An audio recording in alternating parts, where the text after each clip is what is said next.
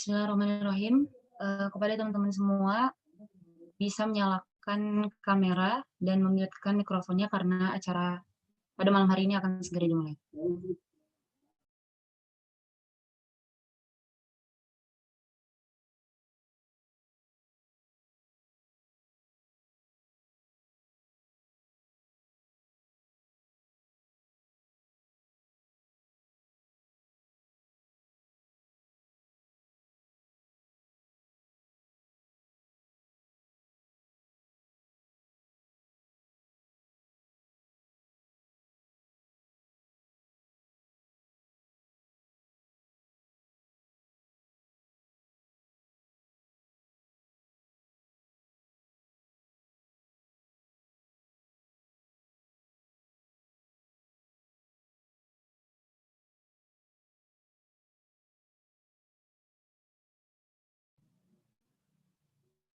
Bismillahirrahmanirrahim. Assalamualaikum warahmatullahi wabarakatuh. Selamat datang teman-teman semua. Perkenalkan, saya Arina Fauziah yang akan memandu acara pada malam hari ini. Sebelumnya, saya ucapkan terima kasih kepada para tamu undangan dan juga para peserta yang hadir di Zoom meeting pada malam hari ini. Kemudian, pertama-tama tak lupa kita ucapkan salawat serta salam kepada baginda besar kita, Nabiullah Muhammad SAW, dan juga puji dan syukur kita kepada Allah Subhanahu Wa Taala yang memberikan kita kesehatan dan juga keselamatan sehingga pada malam hari ini kita bisa berkumpul via Zoom untuk melakukan acara, untuk hadir di acara Ashifa Leadership Training dengan tema Muslim Sehat untuk Berkarya dan Berprestasi yang dinarasumbernya oleh Dr. Dafrina Rianda, Magister Gizi, dan dimoderatori oleh Kak Muhammad Anantabuana Burhan.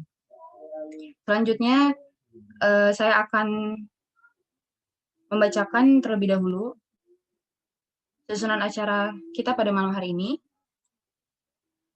Pertama-tama yaitu tilawah dan doa, kemudian dilanjutkan dengan sambutan dari Wakil Dekan 1 Fakultas Kedokteran, Wakil Dekan 1 Bidang Akademik, Kemahasiswaan dan Alumni Fakultas Kedokteran Universitas Mula-Warman, kemudian dilanjutkan dengan pembacaan CV moderator, kemudian dilanjutkan dengan pembacaan tata tertib dan sesi materi, kemudian masuk ke sesi tanya-jawab, kemudian foto bersama, dan terakhir adalah penutup.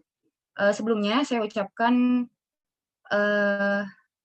terima kasih kepada para peserta yang telah berpartisipasi, kemudian yang terhormat Wakil Dekan 1 Bidang Kemahasiswaan, Bidang Akademik Kemahasiswaan dan Alumni Fakultas Kedokteran Universitas Mula-Warman, Dr.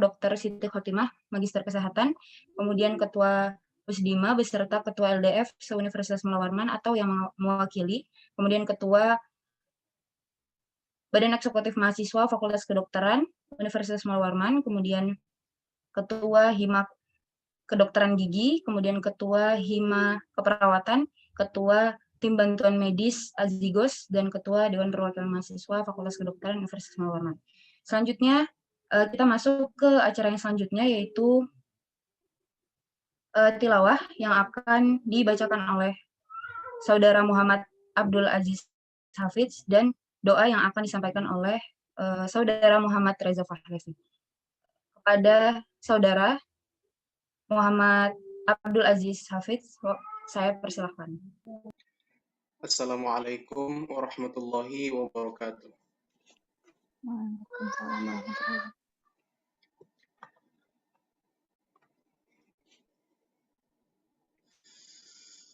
أعوذ بالله من الشيطان الرجيم. بسم الله الرحمن الرحيم.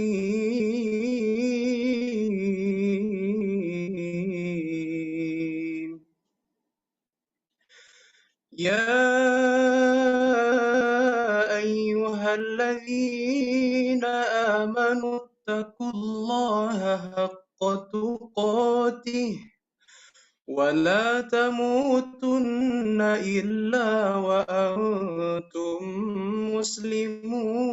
مسلمون واعتصموا بحبل الله جميعا ولا تفرقوا واذكروا نعمة الله عليكم إذ كنتم أعداء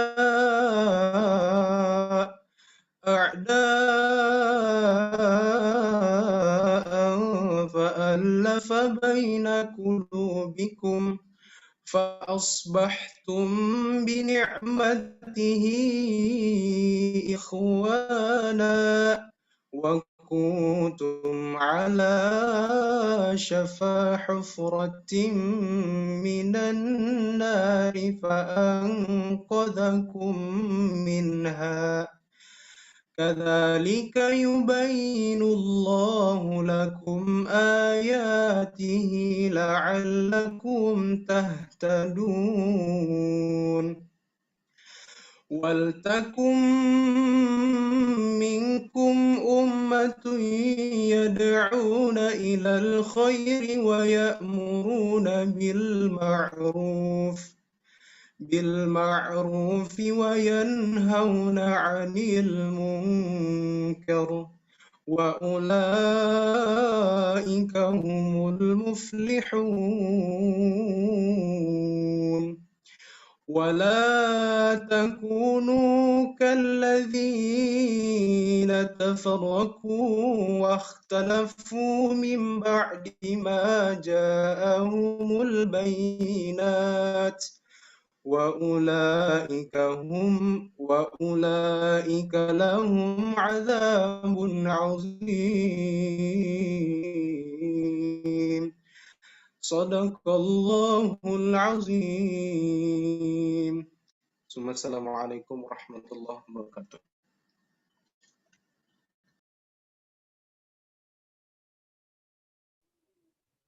Ya, terima kasih kepada Saudara Muhammad Abdul Aziz Hafiz yang telah membacakan tilawah. Selanjutnya adalah doa dari Saudara Muhammad Reza Fahlevi. Saya persilahkan. Bismillahirrahmanirrahim. Assalamualaikum warahmatullahi wabarakatuh.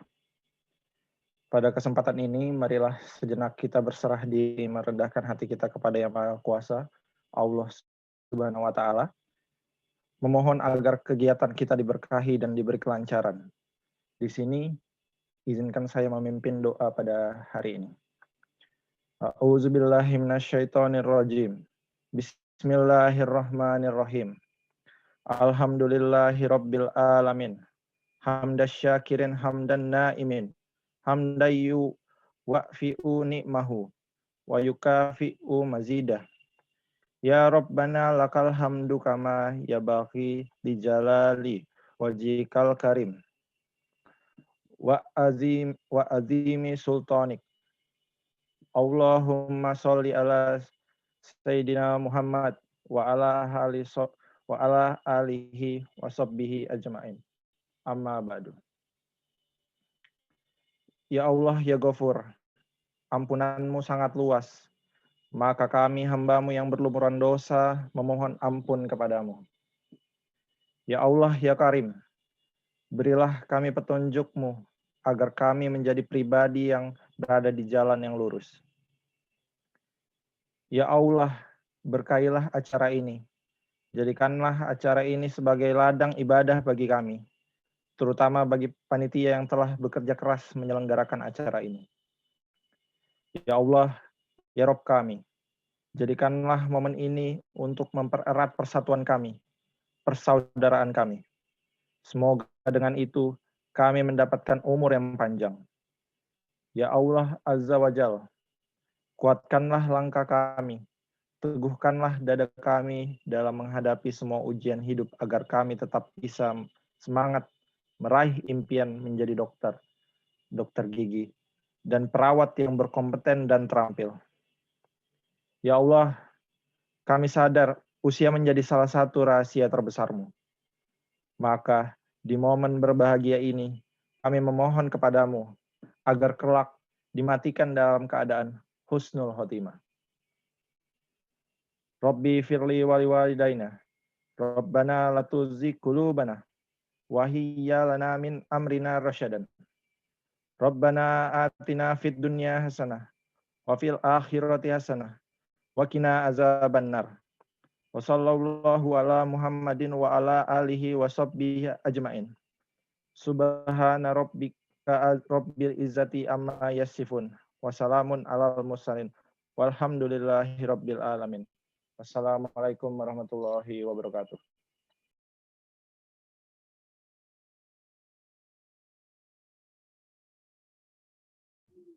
Ya, terima kasih kepada Saudara Muhammad Reza Fahlevi yang telah membacakan doa. Selanjutnya kita masuk ke acara selanjutnya, yaitu sambutan dari Wakil Dekan 1 Bidang Akademik Kemahasiswaan dan Alumni Fakultas Kedokteran Universitas Munawwarman kepada Dr. Siti Khotimah, Magister Kesehatan. Saya persilahkan.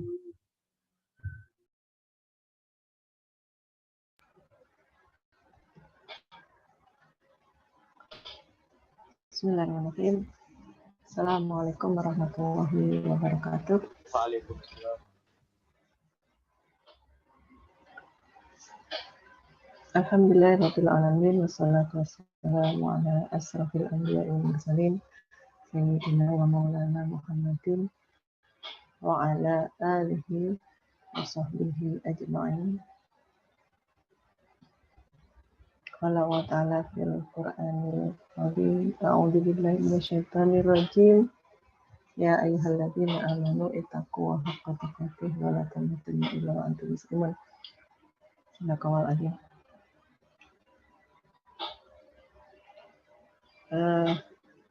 Yang saya hormati Ketua KNM Ashifa, yang saya hormati para ketua Ormawa di lingkungan Fakultas Kedokteran Universitas Munawwarman, yang saya hormati Ketua Pusdima atau yang mewakili, dan yang saya hormati moderator acara hari ini, serta adik-adik semuanya peserta Ashifa Leadership Training pada kesempatan malam hari ini yang saya banggakan dan saya cintai. Yang pertama, marilah kita senantiasa memanjatkan puji syukur kehadirat Allah Subhanahu wa Ta'ala atas semua nikmatnya yang telah diberikan kepada kita semua, sehingga kita diberikan kesempatan untuk bisa bersilaturahim, untuk bisa bertemu dalam acara Ashifa Leadership Training ini. Mudah-mudahan apa yang kita lakukan ini senantiasa mendapatkan ridho, mendapatkan barokah ya, dari Allah SWT, dan tentunya memberikan manfaat bagi kita semua ya, untuk meningkatkan kapasitas kita sebagai seorang muslimah ya. Ini karena acaranya Ashifa ya. Ashifa ini merupakan organisasi mahasiswa khusus untuk Muslim ya, yang beragama Islam ya. Maka tentu kita sebagai seorang Muslim punya kewajiban untuk senantiasa meningkatkan kapasitas diri kita dan pemahaman diri kita ya.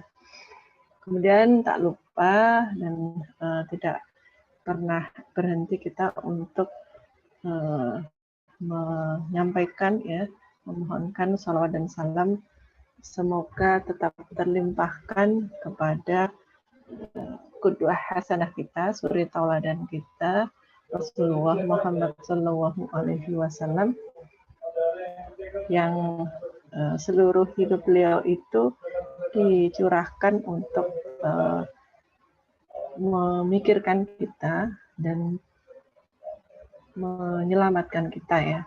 Bahkan ketika tidak ada pertolongan lain ya dari manusia kecuali dari Allah Subhanahu wa Ta'ala, maka Rasulullah itu mampu memberikan syafaatnya. Mudah-mudahan kita semua karena sholawat kita, karena kecintaan kita yang hadir malam ini di sini menjadi orang yang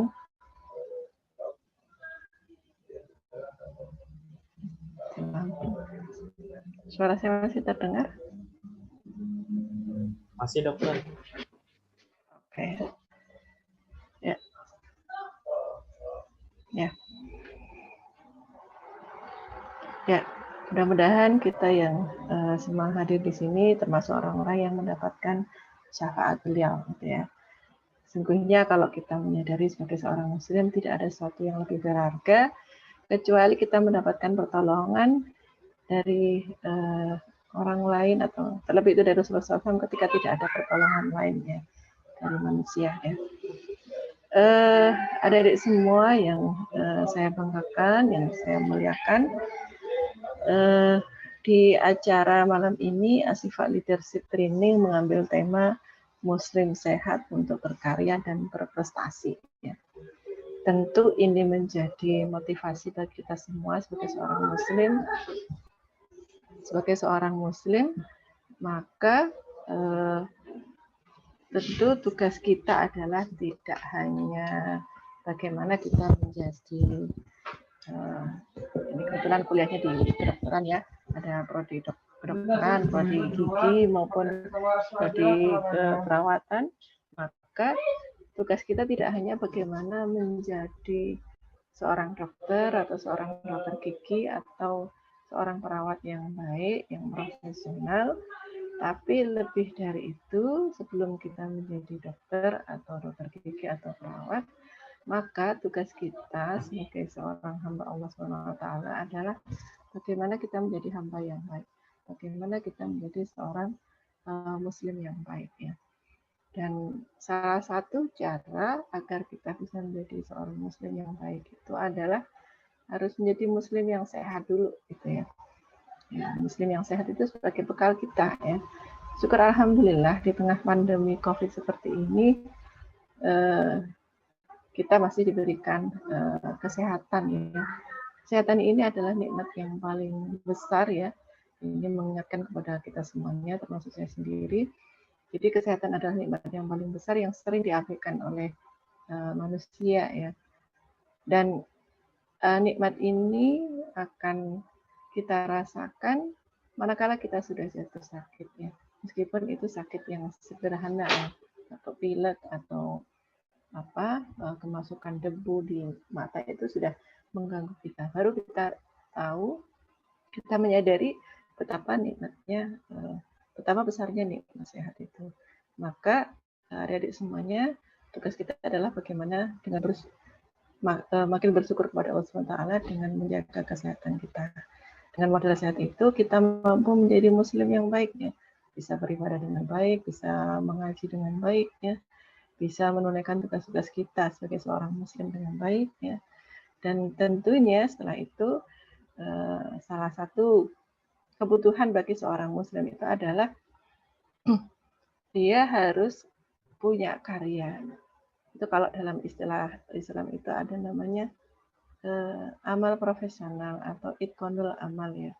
Jadi seorang muslim itu adalah orang yang paling baik dalam bekerja, orang yang paling baik dalam belajar ya. Orang yang paling unggul dalam bidangnya. Jadi ada alasan saya aktif, saya ini, saya itu, terus kemudian tidak menunjukkan sikap profesional kita, entah kita sebagai mahasiswa atau sebagai yang lainnya. Nah, dengan modal sehat itulah kemudian justru harus menjadi dorongan bagi kita semua untuk tetap berkarya, untuk tetap berprestasi ya. Mari kita tunjukkan kepada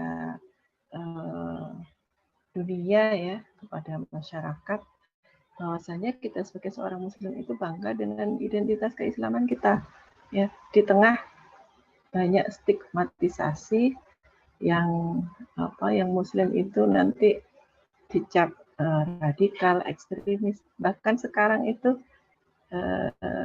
good looking gitu identik dengan radikal ya, kalau kita dengar dari satu menteri di kabinet sekarang ini ya. Tapi dengan semua stigmatisasi itu jangan kemudian kita menjadi minder ya. Maka kita harus justru itu menjadi tantangan bagi kita untuk tetap menunjukkan ini loh saya sebagai seorang muslim, sebagai seorang muslimah yang baik, yang rajin, yang taat beribadah, tapi tidak kemudian udah rajin, baik, taat beribadah, tapi kita nggak berprestasi. Itu juga akan menjatuhkan nilai kita sebagai seorang Muslim. Bahkan pada akhirnya akan menjatuhkan nilai Islam itu sendiri. Ya. Jadi penilaian masyarakat terhadap Islam itu seringkali melihat kita, ya, kita yang yang ikhwannya, putranya itu rajin ke masjid, ya, yang perempuannya berjilbab menutup aurat, ya, itu kadang paling kalau yang kayak gini nanti nggak bisa apa-apa. Jadi stigma seperti itu atau pandangan kita harus kita hapuskan dengan menunjukkan prestasi kita, ya. Tentu saya sangat berharap sekali kepada adik-adik semuanya, ya, keluarga besar Ashifa, ya, keluarga besar Ashifa ini untuk menunjukkan profesionalismenya, untuk bisa menunjukkan prestasinya. Ya. Nah, saya ingin mendengar ketika ada mahasiswa berprestasi, dia aktif di mana? Oh, dia aktif di Ashifa, ya. Nah, ini tugas dari pengurus, ya, Ananta, ya, dan juga yang lainnya, bagaimana bisa memberikan fasilitasi, memberikan kesempatan, dan juga menciptakan peluang-peluang agar seluruh keluarga besar Ashifa itu mampu menjadi mahasiswa yang berprestasi. Karena itulah sebagai tugas kita atau delegasi kita untuk bisa meninggikan nilai-nilai Islam yang tinggi itu, ya. Jangan sampai nilai Islam yang tinggi itu dipandang menjadi rendah karena melihat kita. Itu yang paling penting bagi kita semua. Tentu itu tidak bisa kita lakukan secara sendiri-sendiri. Kita harus kuatkan kerjasama, kita harus kuatkan rasa persaudaraan, kita harus kuatkan ukhuwah, ya. Sebab ukhuwah itu adalah nikmat yang paling luar biasa, gitu ya, sebagaimana disampaikan oleh pembacaan tilawah di awal tadi, gitu ya.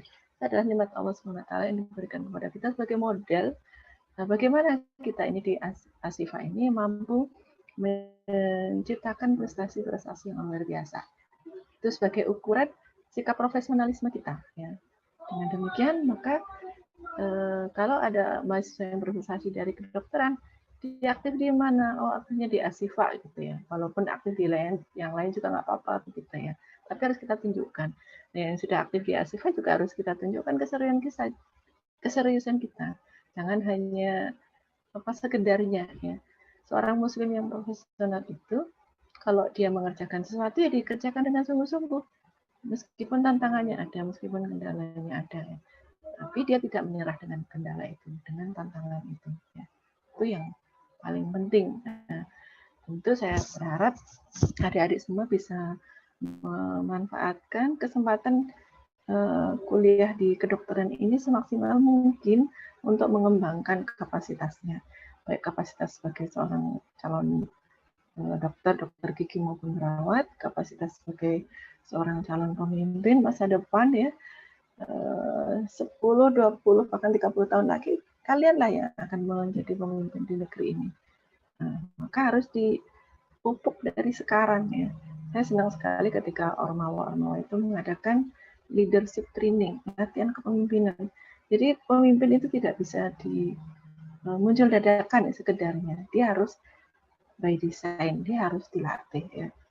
Dengan latihan, dengan berbagai macam tempaan, itulah yang kemudian mampu membuat kita memiliki kapasitas sebagai seorang pemimpin, ya. Maka itulah harapan kami semua di fakultas, ya, di dekanat, ya. Itu yang sering kali disampaikan oleh Ibu dekan juga di dalam berbagai kesempatan. Mungkin itu saja, ya, yang bisa saya sampaikan di pertemuan perdana saya ini dengan keluarga besar Ashifa, ya. Saya berharap punya kesempatan yang lebih banyak begitu, ya, untuk bisa bertemu dengan adik-adik di keluarga Ashifa ini, meskipun tidak dalam konteks acara resmi begitu, ya. Tapi lebih ke acara yang sifatnya silaturahim, yang sifatnya santai, kekeluargaan, gitu, ya. Kalau acara resmi kadang itu kan protokoler macam-macam itu kan menjadi penghalang, gitu, ya. Nah, tentu harapannya adalah kita bisa maksimalkan semua potensi kita masing-masing ya. Nah, tentunya saya berharap acara malam ini bisa berjalan dengan baik, dengan sukses. Adik-adik semua bisa mendapatkan ilmu, mendapatkan manfaat ya. Dan mohon diperhatikan juga pesan saya kepada adik mahasiswa ya. Kalau kita menuntut ilmu harus memenuhi adabnya ya. Ya, menyiapkan diri dengan baik, ya, menata niat ya. Terus apa namanya? Ini karena kebutuhan malam jadi sudah prepare ya. Atau jangan sampai tenaga sisa-sisa juga gitu ya. Acaranya malam ya, udah satu siang sampai pagi sampai sore zooman pakai kuliah pakai ini ya. Mudah-mudahan malam ini nggak ngantuk gitu ya. Sehingga kita mendapatkan manfaat dari acara pelatihan di kesempatan malam hari ini. Demikian terima kasih atas semua kerja keras panitia untuk bisa menyelenggarakan acara ini. Tentu itu juga tidak mudah ya di tengah berbagai macam kondisi yang sulit saat ini.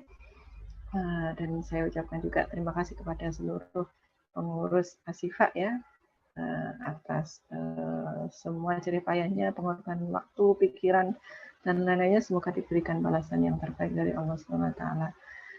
Dengan demikian, secara resmi acara pelatihan Asifa Leadership Training dalam kesempatan malam hari ini saya nyatakan dibuka dengan mengucapkan Bismillahirrahmanirrahim. Demikian, sekali lagi terima kasih. Kurang lebih mohon maaf. Assalamualaikum warahmatullahi wabarakatuh.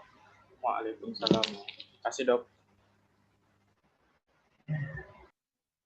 Ya, terima kasih kepada Wakil Dekan Bidang Akademik, Kemahasiswaan, dan Alumni Fakultas Kedokteran Universitas Mula Warman, Dr. Siti Khotimah, Magister Kesehatan. Kita masuk kepada acara selanjutnya, yaitu diambil alih oleh moderator. Sebelumnya, saya akan membacakan sedikit CV dari moderator kita pada malam hari ini. Beliau ini adalah mahasiswa Fakultas Kedokteran Universitas Mula Warman angkatan 2018, Kak Muhammad Ananta Buana Burhan, yang merupakan juga mahasiswa berprestasi utama Unmul 2020 dan juga merupakan ketua umum dari KMM Ashifa periode yang sekarang. Kemudian tempat tanggal lahir beliau adalah PK Bata tanggal 23 Februari 2000. Ya, kepada Kak Muhammad Ananta Buana Burhan, silakan diambil alih, Kak. Baik, terima kasih kepada MC. Bismillahirrahmanirrahim. Assalamualaikum warahmatullahi wabarakatuh. Yang saya hormati Wakil Dekan Bidang Akademik Kemahasiswaan dan Alumni Fakultas Kedokteran Universitas Mula Warman. Yang saya hormati pemateri kita pada malam hari ini, Dr. Dafrina Rianda, Magister Gizi. Dan kepada seluruh pimpinan organisasi mahasiswa, baik itu lingkup universitas dan lingkup Fakultas Kedokteran Universitas Mula Warman, serta seluruh peserta yang saya banggakan. Pertama-tama marilah kita memanjatkan puji syukur kehadirat Allah Subhanahu wa taala berkat limpahan nikmat kesehatan lah yang paling kita patut syukuri, dan juga nikmat iman sehingga kita masih diberi umur yang panjang, diberi kesempatan untuk bertatap muka walaupun secara daring pada malam hari ini. Tak lupa kita kirimkan salam dan sholawat kepada suri teladan bagi seluruh umat manusia, Rasulullah Muhammad SAW. Ya baik, pada seluruh peserta, mungkin pertama saya ingatkan bahwa terusnya selama materi berlangsung sudah saya sebar di grup ya, bahwa selama materi dimohon untuk mengaktifkan kameranya untuk menghormati pemateri. Jika tidak memungkinkan tidak apa-apa. Dan juga nanti akan ada link absensi di akhir sesi. Mohon untuk segera diisi apabila sudah dibagikan, karena itu merupakan syarat untuk mendapatkan sertifikat pada malam hari ini. Kemudian kami juga mengingatkan bahwa akan ada door prize berupa buku ciptaan atau karya dari Dr. Dafrina Rianda, Magister Gizi, yang selaku pemateri pada malam ini, yaitu berjudul Trias Muslimatika. Ya, jadi akan ada 3 door prize buku, dan nanti kita akan umumkan pemenangnya siapa. Sebagai bocoran, yang bertanya nanti itu salah satu syarat untuk mendapatkan buku dari Dr. Dafrina Rianda. Ya, oke. Mungkin yang pertama adalah saya akan membacakan CV dari pemateri kita pada malam hari ini.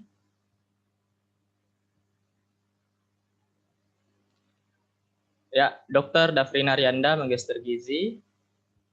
Beliau itu merupakan dokter Magister Gizi dan juga seorang peneliti di IMERI FKUI. Dan beliau juga aktif di berbagai kegiatan penelitian, juga sebagai penulis buku. Ya, jadi pendidikan terakhirnya adalah Magister Science in Clinical Nutrition di Universitas Indonesia tahun 2019. Sekarang banyak juga bekerja sebagai founder dari Lab Pintar. Boleh kalian cek Instagram dari Lab Pintar, merupakan platform untuk kajian ilmiah ya terhadap suatu masalah kesehatan. Dan beberapa penghargaan atau dana hibah yang didapat oleh Dr. Dafrina Rianda, salah satunya adalah dana hibah dari Kementerian Riset dan Teknologi Indonesia terkait dengan modulation of early life nutrition on child cognitive development dari The Golden Period of Brain Development tahun 2020. Dan ini adalah karya beliau. Ini ya akan jadi door prize buku Trias Muslimatika, dan ada juga karya beliau yang judulnya Beauty Undercover for Muslimah. Jadi ini tersedia di seluruh Gramedia seluruh Indonesia ya, jadi boleh kalian beli. Dan kalau yang beruntung pada malam hari ini mungkin itu rezeki untuk kalian mendapatkan secara gratis. Ini info lebih lanjut dari Dr. Dafrina Rianda. Boleh kalian untuk follow akun beliau di @dafrinarianda, dan juga platform yang diusung oleh beliau yaitu @labpintar. Ya, mungkin itu saja CV dari pemateri. Kita sambut kepada Dr. Dafrina Rianda. Apakah sudah bergabung dalam room Zoom ini? Halo dokter, assalamualaikum, selamat malam. Mas Ananta, ya selamat malam Mas Ananta. Ya, halo dok. Salam kenal dok, saya Ananta, selaku Selamat moderator pada malam hari ini, selaku ketua juga dari KWM Syifa. Ya baik, tanpa berlama-lama mungkin pertama kita sapa dulu. Dok, apa kabar dok? Baik ya? Alhamdulillah sehat, semoga semua yang di sini sehat-sehat semua ya. Alhamdulillah, amin. Semoga dokter selalu dalam keadaan sehat beserta keluarga. Ya. Amin. Ya, jadi ya itu ya peraturan tadi saya sudah bacakan kepada seluruh peserta, hendaknya menyimak dan mempersiapkan catatan. Bolehlah sambil minum atau ngemil ya, agar tidak ngantuk. Karena ini akan sesinya sekitar 1 jam, nanti ada 30 menit sesi tanya jawab. Oke, tanpa berlama-lama kita persilahkan kepada Dr. Dafrina Rianda untuk membawakan materinya. Waktu dan tempat kami persilahkan. Baik. Terima kasih Mas Ananta. Mohon maaf, apakah boleh saya di-enable untuk share screen?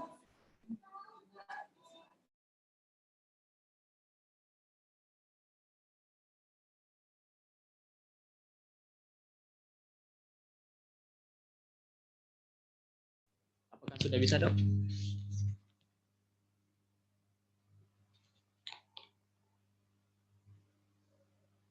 Sudah bisa dok? Oke, ya sudah bisa. Saya izin share screen ya. Oke, ya. Oke, baik. Assalamualaikum warahmatullahi wabarakatuh. Selamat malam teman-teman. Terima kasih kepada FK Unmul yang telah mengundang saya.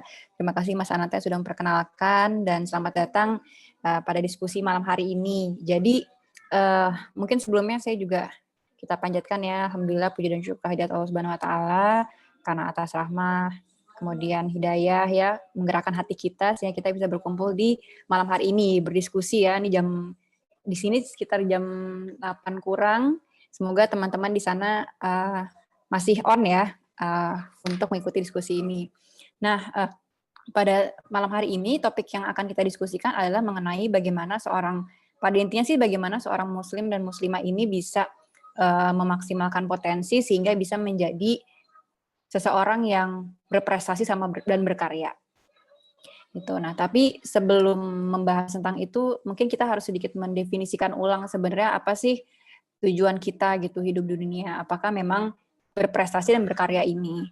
Mungkin sedikit flashback sedikit bahwa kita kan di dunia ini, kita di dunia ini sedang berada di jembatan ya, di jembatan untuk mau nih nanti semoga kita bisa berkumpul di surganya Allah. Nah, dunia ini berarti adalah kesempatan terbesar kita untuk memanfaatkan setiap waktu dengan sebaik-baiknya, sehingga kita bisa mendapatkan rahmat Allah, sehingga nanti kita dikumpulkan di surganya. Karena tidak ada satu amal ibadah pun yang bisa menjamin kita untuk masuk surga, tetapi hanya dengan rahmat dari Allah. Jadi semoga setiap produktivitas yang teman-teman lakukan untuk menjadi seorang muslim dan muslimah yang berprestasi dan berkarya, itu adalah dalam ranah untuk disayang Allah gitu ya. Supaya kita disayang Allah dan akhirnya kita akan dikumpulkan di surganya. Dalam Islam sendiri sebenarnya kita sudah diberikan nih kisi-kisi bagaimana menjadi umat terbaiknya. Ini ibaratnya kayak mapresnya FK Unmul gitu. Nah ini nih ada kisi-kisinya nih, yaitu 3, amar ma'ruf, menyuruh pada yang kebaikan, nahi mungkar, mencegah dari yang mungkar, dan yang ketiga adalah beriman kepada Allah. Jadi setiap produktivitas kita untuk itu menghasilkan karya, untuk itu berprestasi, itu semoga memang dalam wadah untuk amar ma'ruf nahi mungkar, supaya kita bisa menjadi umat yang terbaik yang pernah dilahirkan untuk manusia. Dan ketika teman-teman menjajaki peran teman-teman dalam organisasi, saya yakin teman-teman di sini pasti sangat aktif ya di organisasi kemahasiswaan maupun di komunitas. Semoga ketika teman-teman menjajaki karir itu juga menjadi jalan teman-teman untuk mendapatkan cara mencegah kemungkaran yang paling efektif ya. Jadi kan sudah disebutkan dalam hadis riwayat Muslim bahwa barang siapa di antara kamu yang melihat kemungkaran, maka hendaklah ia merubah dengan tangannya. Nah, ketika teman-teman ini bisa mendapatkan satu posisi yang cukup impactful ya, yang bisa memberikan mencegah kemungkaran secara langsung, itu akan lebih mudah gitu ya bagi kita untuk menegakkan amar ma'ruf nahi mungkar ini. Misalnya dulu waktu ketika saya organisasi misalnya, ketika misalnya kita lagi rapat lalu azan nih gitu. Kalau misalnya kita jadi ketua rapatnya, itu kita dengan mudah tuh, oh ya teman-teman maaf kita stop dulu deh, sekarang kita sholat dulu. Nah, tapi kalau kita masih dalam tahapannya itu sebagai anggota ya, apalagi anggota yang hilang timbul ya, kadang ada kadang enggak gitu, kadang kita juga nggak didengerin gitu. Nanti ada prosesnya yang kita harus ngajuin dulu, misalnya ke ketua panitianya kita minta dulu, atau kita harus negosiasi dan segala macamnya gitu. Tapi ketika kita menjadi seseorang yang menjadi PIC-nya gitu ya, menjadi PJ atau seseorang yang cukup direspek gitu ya dalam organisasi, maka untuk amar ma'ruf nahi mungkar ini akan jauh lebih mudah gitu. Nah, semoga ketika teman-teman menapaki karir di organisasi itu adalah saja teman-teman sedang menapaki jalan supaya teman-teman lebih mudah melakukan upaya untuk amar ma'ruf nahi mungkar. Jadi kita bisa meluruskan sama-sama niat kita dalam setiap aktivitas kita adalah untuk mendapatkan rahmat Allah, supaya kita disayang Allah. Salah satunya adalah dengan amar ma'ruf nahi mungkar di berbagai macam aktivitas kita. Jadi sebenarnya gampang sekali untuk memilih aktivitas. Ikut nggak ya organisasi ini, ngelakuin nggak ya, ikut nggak ya kegiatan A, kegiatan B. Kita pikirin aja ketika kita melakukan itu, kira-kira tuh Allah tambah sayang sama kita atau enggak. Misalnya misalnya buka YouTube aja. YouTube-nya misalnya satu nonton apa nih, misalnya channel edukasi gitu ya. Terus satu lagi misalnya nonton vlog artis gitu ya, kira-kira Allah tambah sayang sama kita nggak ya kalau nonton vlognya A, vlognya B, atau misalnya mungkin aja kan di vlog kita nonton vlog tapi ya memang ada faedahnya gitu ya, faedah maksudnya nggak kita cocok login tapi memang ada banyak hal baik di sana gitu ya, banyak manfaatnya misalnya di sana ya, mungkin itu bisa jadi jalan yang bikin Allah tambah sayang sama kita. Oke, berarti kita lakuin. Tapi kalau misalnya kira-kira oh ini isinya gosip yang ada nanti malah kita ngomongin orang itu segala macam, kira-kira Allah tambah sayang nggak sama kita dengan cara seperti itu gitu. Jadi sangat mudah sebenarnya mempertimbangkan setiap aktivitas kita, kita bisa pilih mana yang bikin Allah tambah sayang sama kita, itulah yang kita kejar. Nah, dalam konteks kita mau mengejar aktivitas untuk berprestasi, untuk berkarya, supaya itu bisa menjadi ladang kita tambah disayang sama Allah, kita dihadirkan nih era kebiasaan baru ya, dihadirkan pandemi ini. Kadang-kadang ini juga saya sendiri juga merasakan ya sebagai seorang anak muda gitu ya, masih di bawah 30 tahun, itu mungkin ketika pandemi kadang-kadang kita merasa ini adalah sesuatu yang apa ya, yang bisa menjadi excuse kita gitu ya untuk tidak memaksimalkan potensi diri. Padahal sebenarnya ada beberapa kesempatan yang muncul nih ketika masa pandemi ini. Nah, pertama adalah sebenarnya tanpa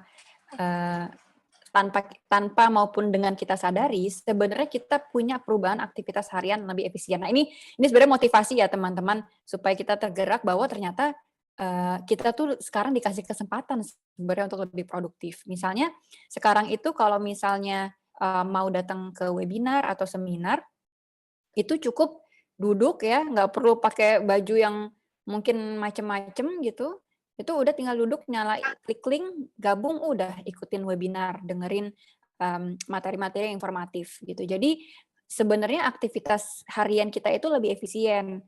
Tadi pertama contohnya webinar. Kedua adalah kalau kita mau kuliah atau misalnya mau pergi rapat organisasi, kita nggak perlu lagi men-spare waktu untuk mobilitas kita bergerak dari satu tempat ke tempat lain.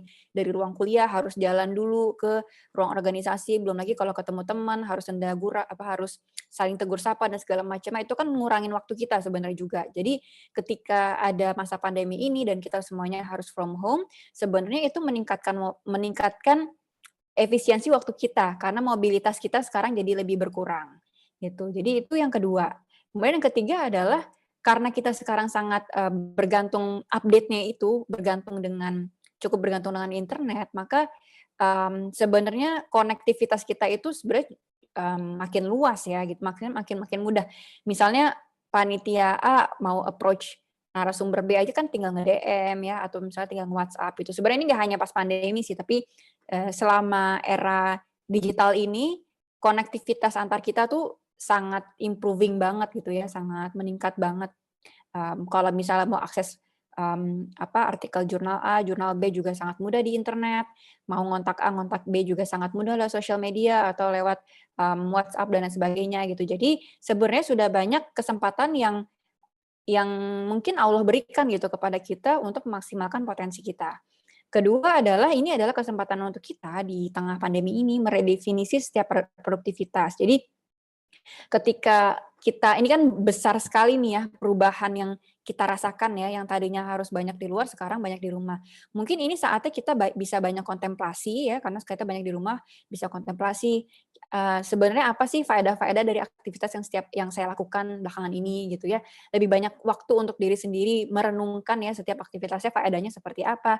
Atau kita menemukan semangat baru ya ketika kita punya satu visi misalnya untuk memajukan gitu ya.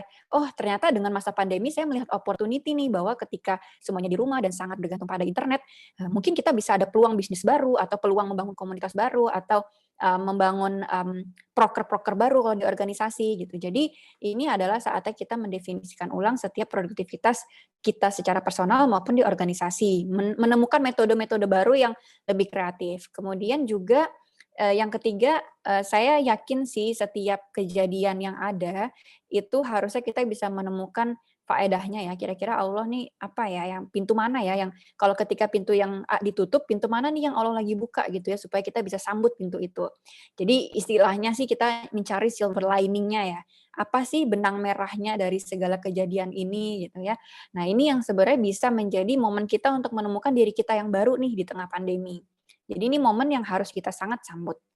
Nah, sekarang kita baru masuk nih ke bagian Tadi kita udah bisa lihat ya bagaimana kita mendefinisikan visi kita dalam kehidupan, bagaimana kita juga menemukan adanya opportunity di tengah pandemi, dan yang ketiga adalah sekarang bagaimana kita maksimalkan potensi kita. Nah ini nggak hanya di masa pandemi, tapi bisa berlaku sepanjang hayat kita sebenarnya. Bahkan saya sendiri yang sudah berapa sekian tahun lulus dari Fakultas Kedokteran, bagaimana sih sebenarnya kita bisa terus ya secara kontinu mengimprove potensi diri kita supaya kita terus berkarya, semoga kita bisa terus memberikan manfaat bagi sesama. Nah, yang pasti adalah ketika teman-teman memutuskan untuk menjadi seorang yang produktif, teman-teman harus tahu konsekuensinya. Konsekuensinya adalah teman-teman harus lebih banyak memberi. Setiap orang yang teman-teman lihat produktif ya, itu pasti kalau teman-teman lihat biografinya, itu pasti dimulai dengan mereka memberikan lebih banyak. Memberi itu nggak hanya mengenai uang, tapi juga resources ya. Resources kita itu misalnya seperti waktu kita. Yang tadinya kita bisa misalnya nonton YouTube sekian jam, atau nonton drama Korea sekian jam gitu ya, hampir seperempat hari gitu ya, kalau running seri-seri Korea gitu ya, itu kalau orang yang mau jadi orang yang impactful atau produktif itu harus mendonasikan waktu leisure time itu untuk sesuatu yang memang mungkin lebih nggak nyaman, tapi itu yang akan mengimprove potensi diri kita gitu. Jadi yang tadinya nonton A, nonton B harus kita donasikan waktu itu untuk belajar, untuk berorganisasi, untuk berdiskusi hal-hal isu yang krusial gitu ya di tengah masyarakat. Yang mungkin nggak nyaman bagi kita, tapi memang itulah langkah yang dibutuhkan untuk menjadi seseorang yang impactful. Kemudian selain waktu juga tenaga. Tenaga ini artinya ya teman-teman akan dengan menambahkan waktu teman-teman untuk lebih produktif, teman-teman otomatis juga akan perlu lebih banyak tenaga ya yang dialokasikan. Teman-teman juga harus lebih extra effort untuk kita tuh fit terus. Karena ketika kita nggak fit dan kita involve di banyak kegiatan yang kitanya tuh jadi apa ya PIC-nya, itu kita tuh menjadi seorang yang sangat dibutuhkan. Jadi kita harus senantiasa prima, dan karena harus senantiasa prima, maka kita harus ada upaya supaya kita itu sehat. Misalnya kita mengorbankan keinginan kita untuk makan yang nyemil-nyemil yang tidak sehat gitu. Kita donasikan keinginan kita itu untuk makan-makan sesuatu yang lebih sehat, atau kita ubah misalnya pagi biasanya kalau habis sholat subuh, tadarusan, habis itu tidur. Nah, kita sekarang donasi nih waktu tidurnya itu untuk berolahraga misalnya supaya kita tubuh kita fit gitu. Jadi itu semua harus dimulai dengan giving. Dan yang terakhir yang penting adalah giving heart. Jadi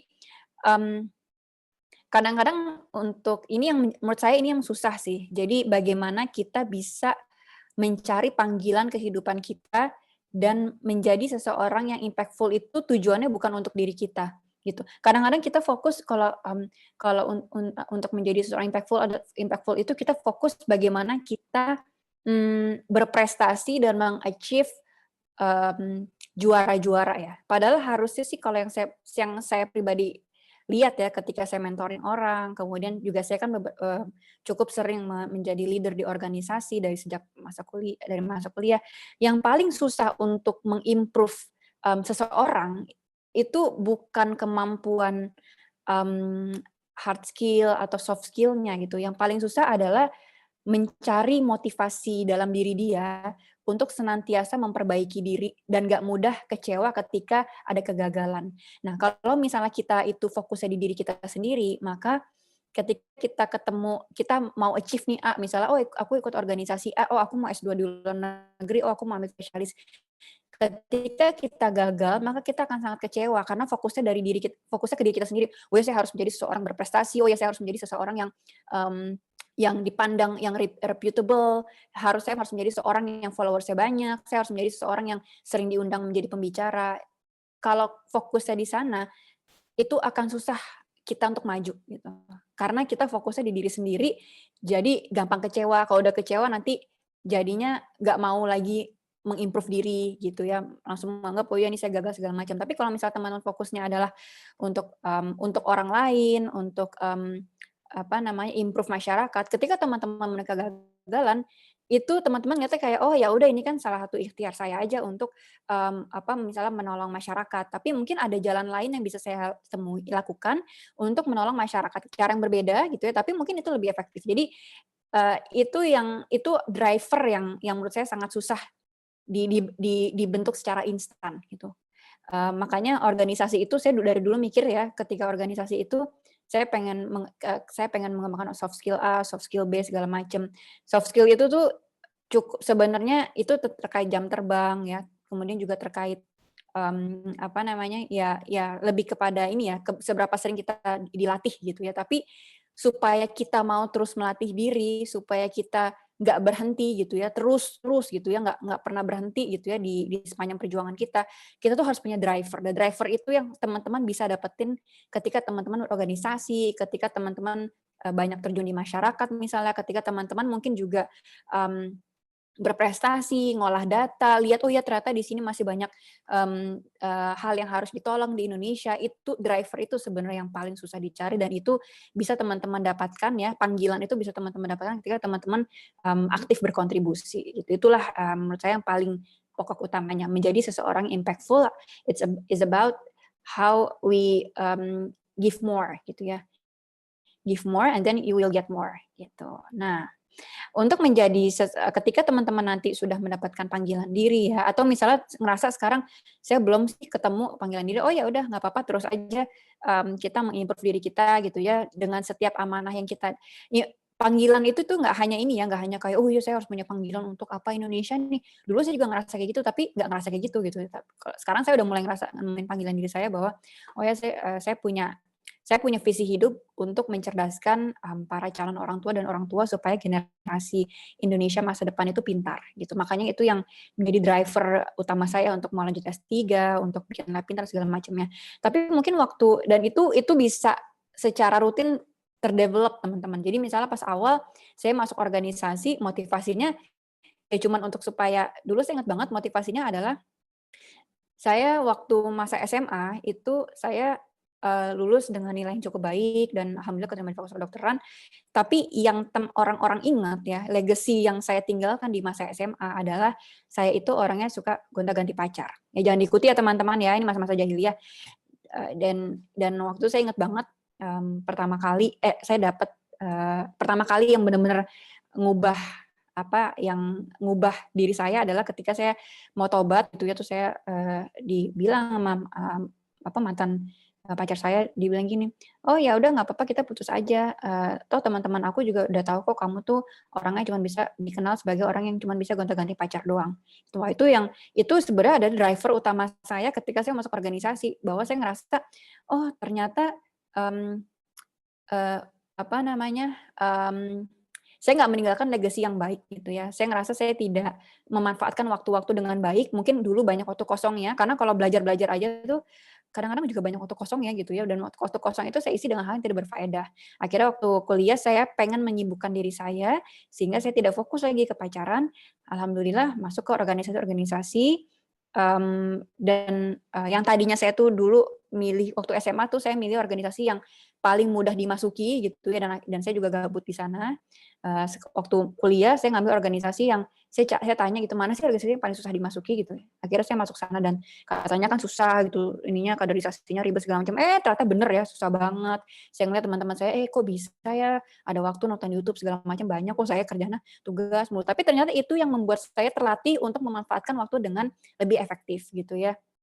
Ya alhamdulillahnya di organisasi yang cukup susah dimasuki itu, alhamdulillah akhirnya 3 tahun kemudian itu saya menjadi pemimpin di organisasi itu. Dari yang tadinya sama sekali pengalamannya cukup sedikit ya waktu masa SMA, tapi alhamdulillah dengan driver yang memperbaiki diri itu ya, belum kepikiran tuh untuk apa memajukan Indonesia, tapi untuk memperbaiki diri aja gitu ya supaya meninggalkan legacy yang baik. Alhamdulillah berakhir dengan menjadi pemimpin di organisasi itu gitu. Jadi driver itu akan terus berkembang teman-teman. Jadi kalau misalnya belum menemukan panggilan yang kayaknya Indonesia banget atau yang wow banget, teman-teman tenang aja. Yang penting niatkan untuk sesuatu yang positif sih, bukan sesuatu yang untuk niatnya supaya keren, supaya bisa nyombong segala macam itu. Tapi sebisa mungkin niatkan sesuatu yang memang positif, tidak merugikan orang lain, niatnya baik gitu ya, dan semoga memang niatnya untuk Allah gitu. Karena waktu itu juga saya memperbaiki diri juga karena saya ngerasa sudah dibesarkan sekian 17 tahun, tapi kok dengan susah payah oleh orang tua saya, tapi kok akhirnya dikenalnya cuma sebagai yang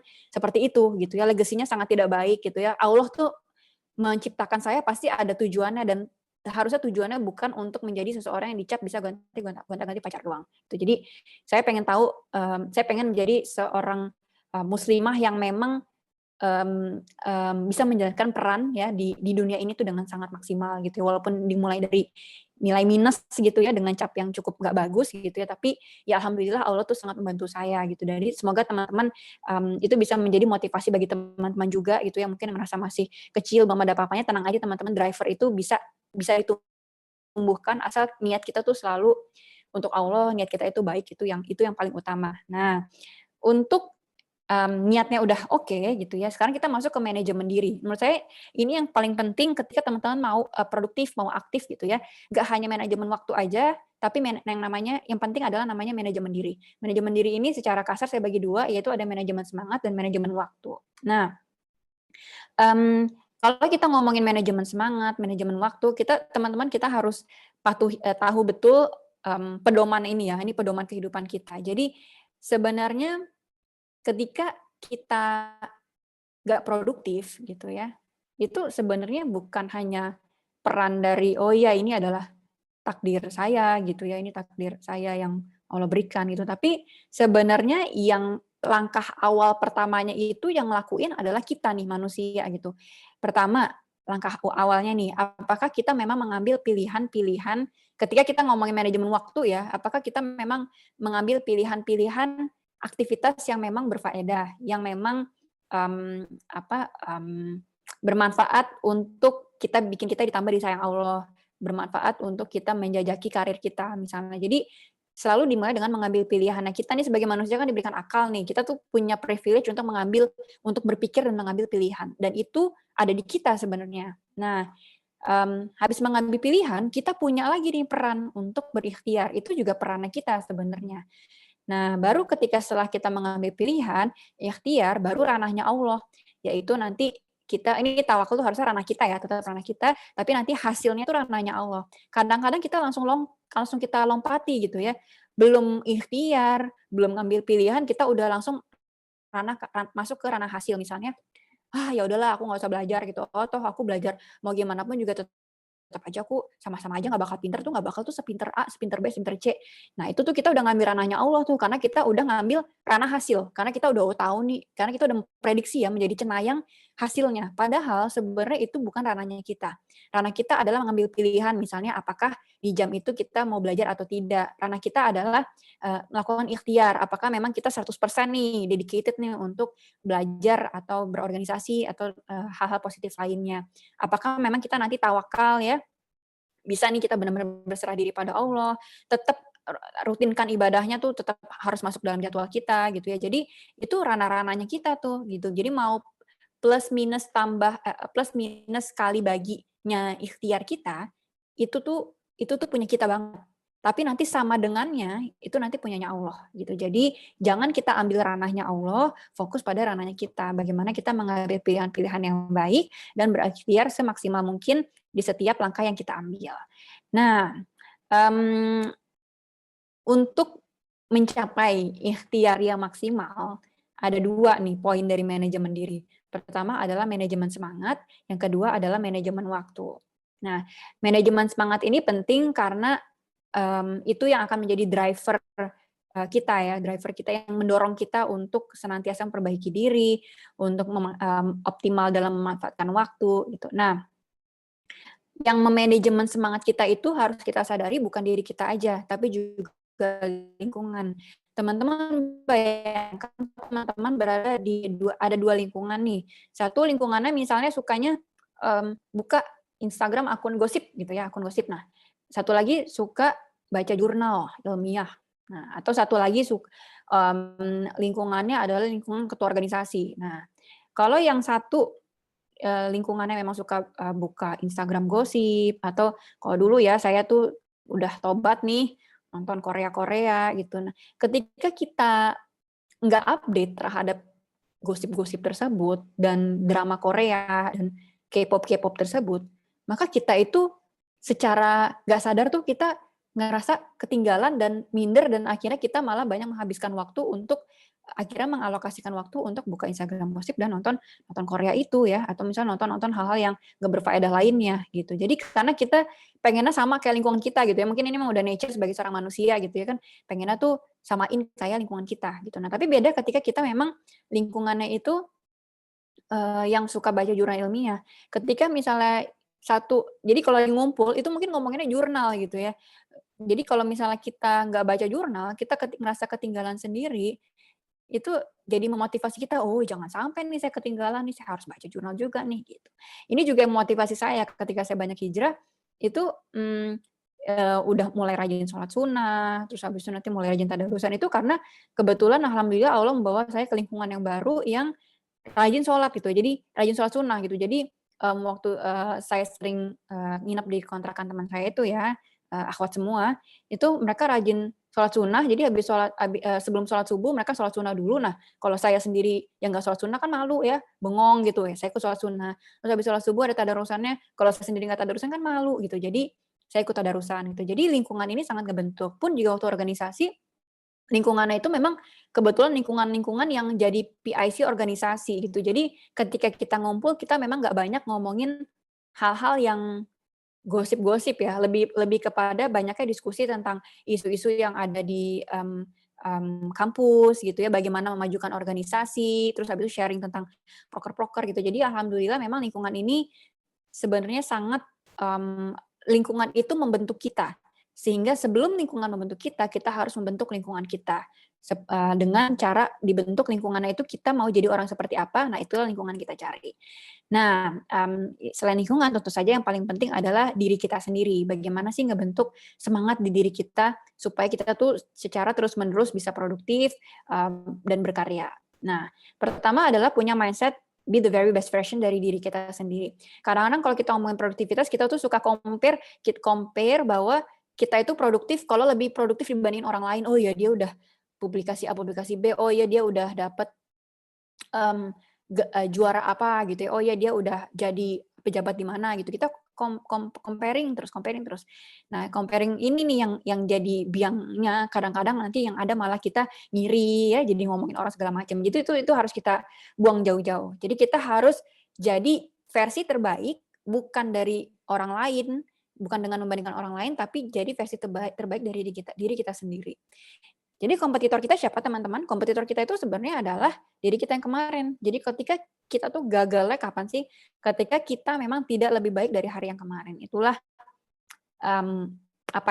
ibaratnya itu mungkin jadi penyesalan diri saya ya. Ketika misalnya saya ngerasa, loh kok hari ini saya malah menghabiskan waktu dengan banyak nonton-nonton yang nggak berfaedah. Nah itu tuh yang saya ngerasa gagal gitu ya, menjalani hari itu dengan lebih optimal gitu. Atau misalnya sholatnya hari ini lebih telat gitu. Nah itu tuh yang saya ngerasa, oh aduh ini saya gagal nih gitu. Karena kompetisinya tuh sama diri kita sendiri yang kemarin gitu.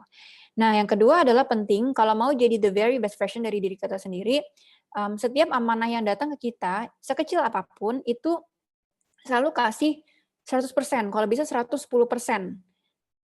Artinya jangan pernah meremehkan amanah sekecil apapun. Saya sering cerita sama suami saya dulu jadi ketua BEM universitas, dia bilang gini, menarik banget ya. Jadi dia cerita bahwa hal yang paling hal yang paling menjadi bekal dia untuk menjadi seorang ketua BEM adalah ketika dia sering menjadi seksi perlengkapan.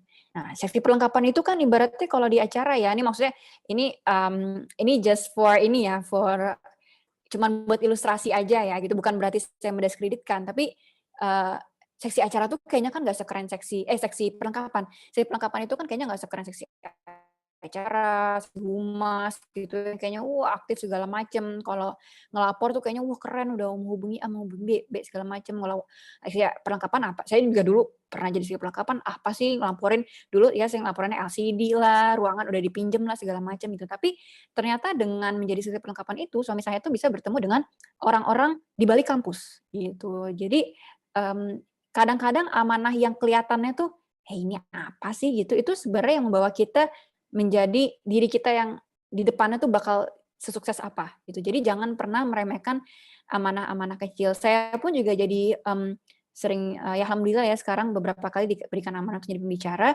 Dari yang tadinya waktu SMA itu tidak sama sekali saya anti untuk bicara depan umum ya, makanya saya nggak ngambil organisasi yang susah-susah karena nggak perlu berdebat gitu. Alhamdulillah sekarang jadi cukup lancar dalam menjadi pembicara ini karena awalnya juga nggak langsung jadi utuk-utuk pembicara, tapi misalnya dari memimpin rapat, kemudian juga ngasih penyuluhan di skop yang lebih kecil aja, cuman di antara 5 orang aja gitu ya, atau fokus group discussion yang isinya cuma 5 orang gitu ya. Justru dari hal yang kecil-kecil itu yang membentuk kita gitu. Nah, nanti saat kita beberapa tahun kemudian baru tuh kita bisa connecting the dots. Oh, ternyata dulu tuh saya kayak gini ya, dikasih amanah kecil-kecil ini supaya nanti dipertemukan sama A, supaya ngelatih skill B, supaya nanti bisa punya kemampuan C gitu. Jadi itu nanti Allah tuh yang ngatur tuh pintunya nanti akan diarahin kemana. Tapi kita tunjukkan saja pada Allah bahwa amanah yang dikasih sama Allah gitu yang datang ke kita itu kita nggak sia-siakan. Karena dikasih amanah yang kecil aja nggak bisa optimal, apalagi dikasih amanah yang besar. Jadi penting kita memaksimalkan setiap amanah yang diberikan kepada kita. Gitu. Nah, yang kedua adalah growth mindset. Nah, ini adalah penting teman-teman punya mindset bahwa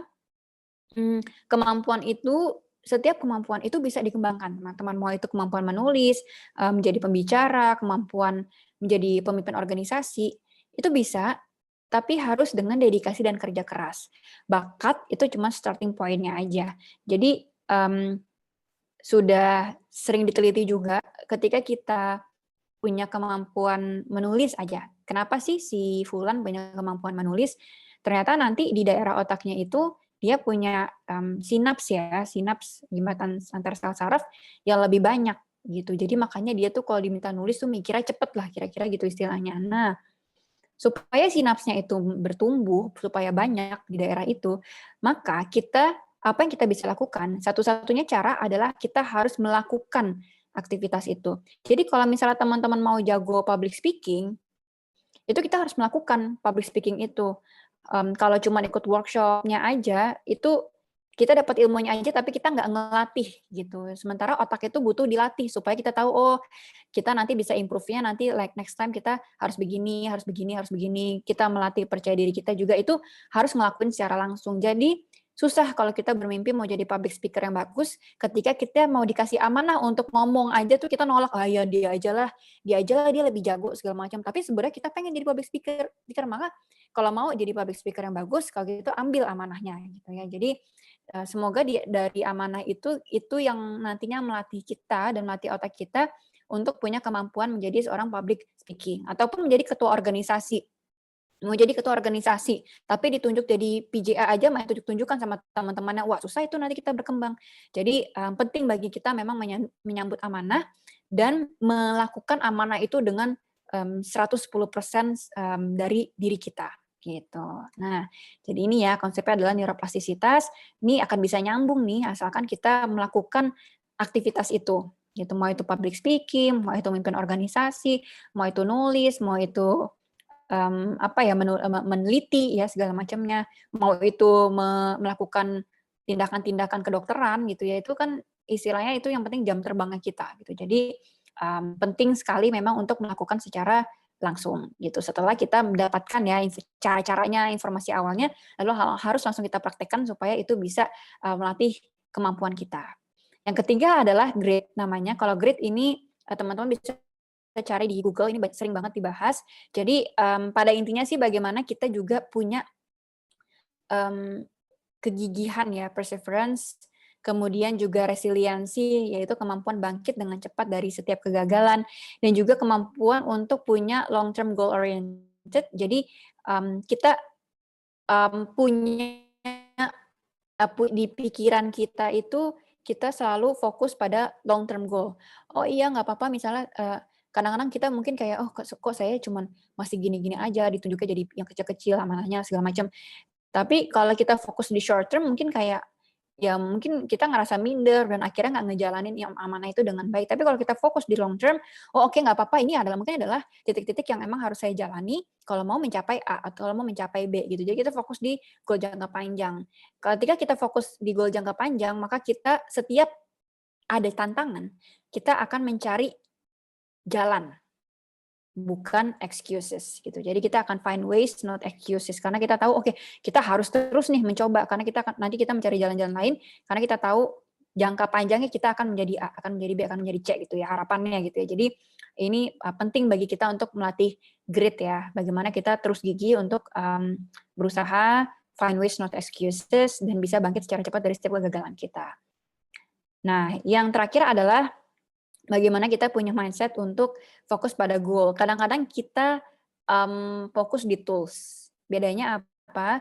Goal itu goal akhir kita kan sebenarnya kita mau jadi mau masuk surga ya gitu ya. Dan untuk masuk surga itu kan, nah untuk masuk surga ini kan ya ini walau alam bisa apa tapi kita kan kemungkinan besar ya nggak ditanya, oh mohon maaf lulusannya dari universitas mana, oh mohon maaf dulu S2 atau S3 ya gitu ya, nanti kan kita kemungkinan besar kita tidak ditanya seperti itu tuh nanti ketika menentukan ya di hari akhir gitu ya, kita kan harusnya kemungkinan besar kita tidak ditanya seperti itu gitu, tapi sebenarnya nanti balik lagi kepada bagaimana nanti faedah-faedah dari setiap apa yang kita jalani, bagaimana kita bisa memanfaatkan waktu-waktu kita dengan baik, itu kan sebenarnya lebih penting ya, lebih krusial gitu ya. Apakah memang itu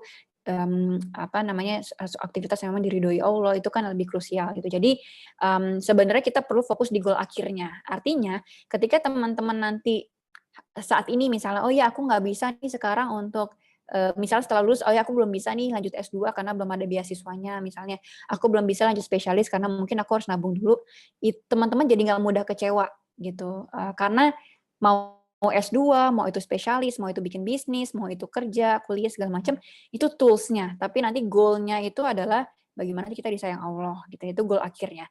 Nanti goal akhirnya kita tarik nih, gimana sih biar kita disayang Allah, kira-kira peran apa sih yang bisa saya jalani di dunia ini yang kira-kira nggak bisa nih diisi oleh orang lain. Nah, itu yang menjadi panggilan kehidupan kita atau jadi goal pertengahannya gitu ya.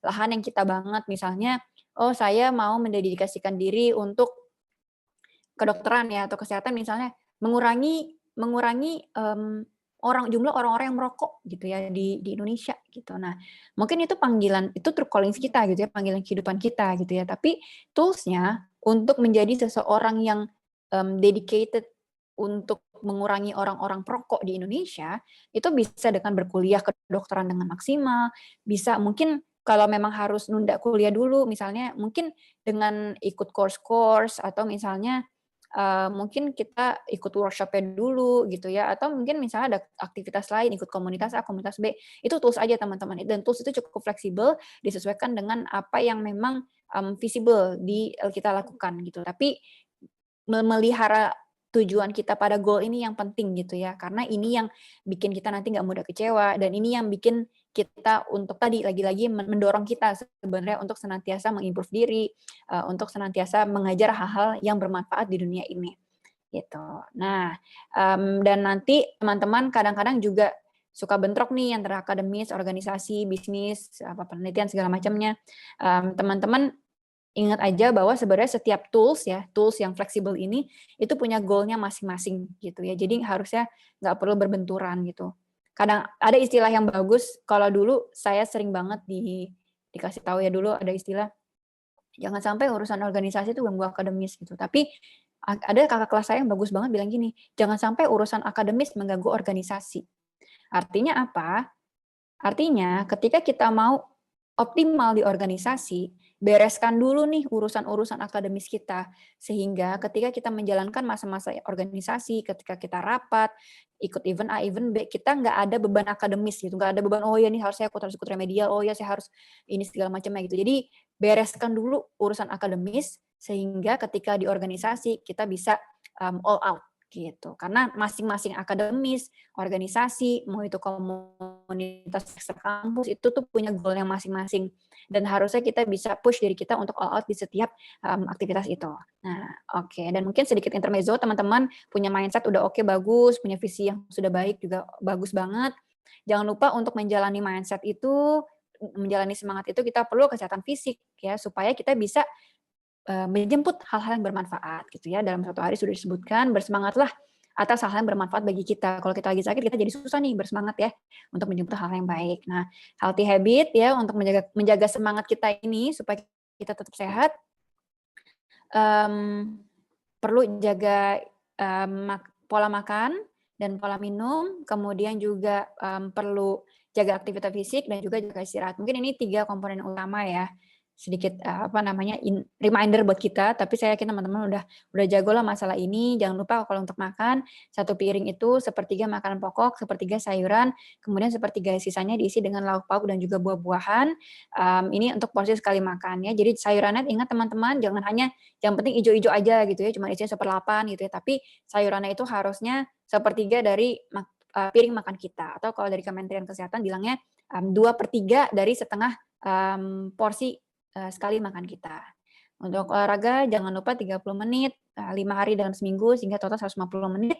Jenis olahraga yang disarankan adalah olahraga aerobik dengan intensitas sedang. Karena olahraga aerobik ini yang menstimulasi pembentukan pembuluh darah kita sehingga kita itu nggak gampang pembuluh darah di otot kita sehingga kita itu nggak gampang capek. Jangan lupa kita istirahat di waktu-waktu yang tepat.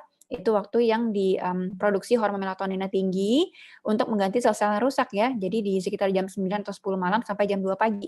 Pas nih bangun-bangun bisa langsung tahajud gitu. Nah, terakhir manajemen waktu. Sebenarnya manajemen waktu itu sangat simpel prinsipnya, kita harus pinter-pinter mengatur prioritas. Jadi untuk prioritas sendiri nanti dibagi 4 kuadran, mungkin teman-teman sudah pernah dengar ada kuadran penting mendesak, tidak penting mendesak, penting tidak mendesak, dan tidak penting tidak mendesak. Kita bagi 4. Penting mendesak itu adalah urgent important, itu adalah sesuatu yang harus kita lakuin sekarang, seperti misalnya deadline, ngerjain tugas, deadline ujian ya, itu penting tuh karena kita mau dapat IPK yang tinggi kan, IPK yang tinggi gitu. Penting dan itu mendesak gitu ya, misalnya karena ujiannya besok gitu atau misalnya karena ujiannya 1 minggu lagi sehingga kita harus cicil. Jadi itu namanya penting mendesak. Kemudian ada juga yang penting tapi tidak mendesak. Misalnya kalau di organisasi team building ya, itu penting tuh tapi mungkin sekarang belum mendesak. Atau misalnya ada ujian tapi masih lama gitu ya. Itu penting tuh tapi mungkin tidak mendesak. Nah, kalau untuk penting yang tidak mendesak ini kita bisa decide when to do it. Jadi kita bisa mendelay waktunya kapan kita lakuin itu, tapi kita harus tentuin kapan kita akan lakuin itu gitu ya. Bisa di-delay, tidak perlu do it now. Ada juga yang penting tidak mendesak. Contohnya adalah menjawab email siapa gitu. Pokoknya yang harus dijawab segera, tapi itu sebenarnya nggak penting-penting banget gitu ya. Itu bisa kita delegasikan gitu. Nah, prinsip mendelegasikan ini kira-kira kita bisa delegasikan kepada orang yang ketika dia ngelakuin tugas itu bisa 70% sama baiknya kayak kita. Nah, itu bisa didelegasikan. Kemudian ada juga yang tidak penting tidak mendesak. Nah, ini nih yang paling tantangan nih, misalnya scrolling Twitter atau Instagram yang tidak kita tujukan untuk sesuatu gitu ya, asal aja iseng-iseng scrolling gitu ya. Jadi itu sebenarnya tidak not urgent, not important juga. Jadi sebenarnya kita bisa buang kegiatan itu. Nah, tadi untuk aplikasinya itu macam-macam teman-teman. Ada yang nulis di kalender boleh ya, ditulis secara detail.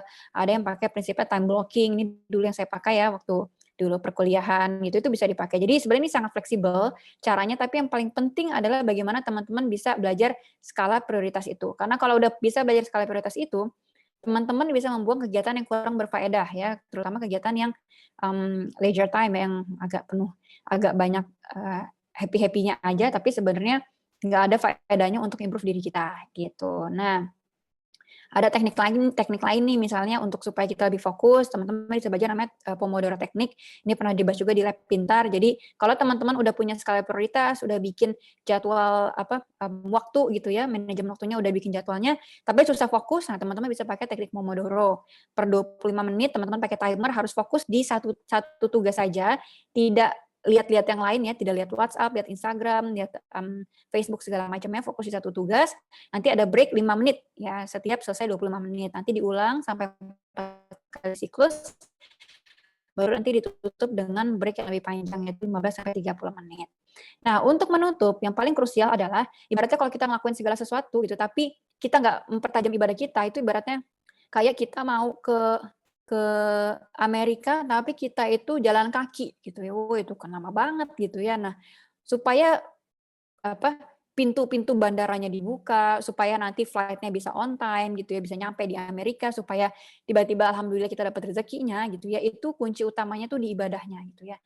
Nah, ibadah itu penting sekali, apalagi kalau teman-teman produktif itu tidak diselipkan teman-teman, tapi dijadwalkan. Jadi harus dirutinkan, oke jam segini adalah waktu saya untuk ibadah gitu. Jadi harus dijadwalkan dan harus punya standar ibadah minimal sehari. Ibaratnya kalau nggak ngelakuin A, B, C gitu ya dalam konteks ibadah, itu rasanya hati kita nggak tenang. Jadi harus punya SIM per harinya. Dan jangan lupa terakhir, tawakal, evaluasi, dan juga senantiasa meluruskan niat, karena kehidupan itu adalah proses pembelajaran. Saya juga masih belajar teman-teman, dan tidak hanya mengejar kesempurnaan. Jadi semoga dari materi hari ini kita bisa terus belajar bareng-bareng. Gitu. Baik, mungkin itu kurang lebihnya dari saya. Semoga bisa bermanfaat. Wassalamualaikum warahmatullahi wabarakatuh. Waalaikumsalam warahmatullahi wabarakatuh. Ya, baik, luar biasa sekali materi yang dibawakan oleh Dr. Dafrina Rianda ya. Insya Allah sangat banyak pelajaran yang kita dapatkan, terutama kita sebagai muslim, kita sebagai mahasiswa, kita harus menjadi muslim yang harus didasari oleh agama dan selalulah berbuat yang Allah senangi. Ya. Jadi jangan lakukan yang Allah tidak senangi. Kemudian di masa pandemi ini, bagaimana kita beradaptasi? Ya tentunya harus ada perubahan diri dan perubahan aktivitas harian. Lalu kita harus redefinisi setiap produktivitas dari apa yang kita lakukan. Dan bagaimana tips produktif tadi yang disampaikan oleh Dr. Dafrina ya. Yang pertama adalah kita harus tahu konsekuensi bahwa kita sebagai mahasiswa produktif, muslim yang produktif, harus lebih banyak memberi. Nah, dari lebih banyak memberi itu kita akan mendapatkan dan bisa menjadi orang yang bermanfaat, penuh impact kepada orang lain. Kemudian tips yang kedua tadi terkait dengan manajemen diri, yaitu dibagi dua tadi, waktu dan semangat. Nah, di situ dari manajemen diri ini bisa kita latih ya, dengan cara harus ada drivernya. Drivernya itu apa? Bisa ikut organisasi, ya, bisa ikut agenda-agenda kampus atau agenda eksternal kampus dan sebagainya. Nah, di situ kita bisa untuk melatih diri ya, manajemen diri, bagaimana kita mengatur waktu dan mengatur semangat. Dan untuk menjadi produktif itu adalah pilihan kita. Kita harus pintar memilih teman, memilih mentor, dan memilih lingkungan. Itulah yang akan membentuk kepribadian kita. Dan tadi yang menarik disampaikan oleh Dr. Dafrina, yaitu kita ini sebagai muslim pasti akan diberikan amanah oleh Allah Subhanahu wa taala atau amanah yang diberikan oleh orang lain. Maka kita harus totalitas 100% menjalankan amanah itu. Kalau bisa 110% kata Dr. Dafrina tadi. Nah, hingga pada akhirnya kita harus menjadi seorang muslim yang taat, muslim yang sehat, dan muslim berprestasi, dan jangan lupa untuk selalu bertawakal dan meluruskan niat kepada Allah Subhanahu wa taala. Ya, mungkin itu kesimpulan dari apa yang disampaikan oleh Dr. Dafrina. Dok, mungkin sambil teman-teman mempersiapkan pertanyaannya, di sini banyak peserta yang masih maba, Dok ya, masih maba gitu. Kemudian mereka belum tahu mau masuk organisasi apa. Nah, kebetulan yang melaksanakan agenda ini adalah organisasi Ashifa, Dok, bergerak di bidang dakwah ya. Jadi kalau kita masuk di Ashifa akan lebih banyak belajar agama gitu. Menurut dokter, kira-kira apa sih keuntungan yang bisa didapatkan oleh adik-adik sekalian jika join ke Ashifa gitu? Nah, gitu. Mungkin bisa dijawab, Dok, sambil kita menunggu pertanyaan dari peserta. Menurut dokter gimana? Oke, sebenarnya sih setiap organisasi sih pasti ada plusnya ya gitu. Jadi maksudnya nggak ada, kalau menurut saya sih sebenarnya nggak ada organisasi yang jelek. Tapi kita perlu lihat juga sih, misalnya apalagi misalnya kalau teman-teman di Ashifa bagaimana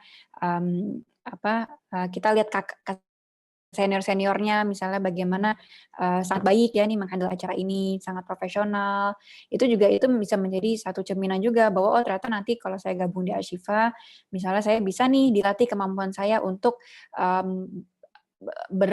bertindak secara profesional ya. Karena itu bertindak secara profesional itu harus dilatih sih teman-teman, dan teman-teman harus mencari wadah yang memang ambience orang-orangnya itu kayak gitu. Karena itu memang sangat bergantung budaya dari organisasi, dan saya lihat di Ashifa ini cukup baik ya untuk sangat baik gitu ya untuk memanage acara ini. Tadi juga misalnya dari Mas Anantanya juga sangat baik gitu ya melakukan penyampaian pesan-pesannya gitu ya, membawa acara ini. Jadi menurut saya sih ini menjadi walaupun saya nggak berkuliah sekarang, saya nggak jadi mahasiswa di sana gitu, tapi saya bisa cukup mendapatkan cerminan bahwa budaya yang ada di organisasi ini akan baik nih untuk teman-teman gitu ya. Kalau memang teman-teman mau mencari melatih bagaimana kemampuan teman-teman untuk berorganisasi, bertindak secara profesional, melatih juga mungkin kemampuan untuk berbicaranya, itu juga mungkin bisa didapatkan di sini gitu. Jadi ketika teman-teman untuk memilih organisasi,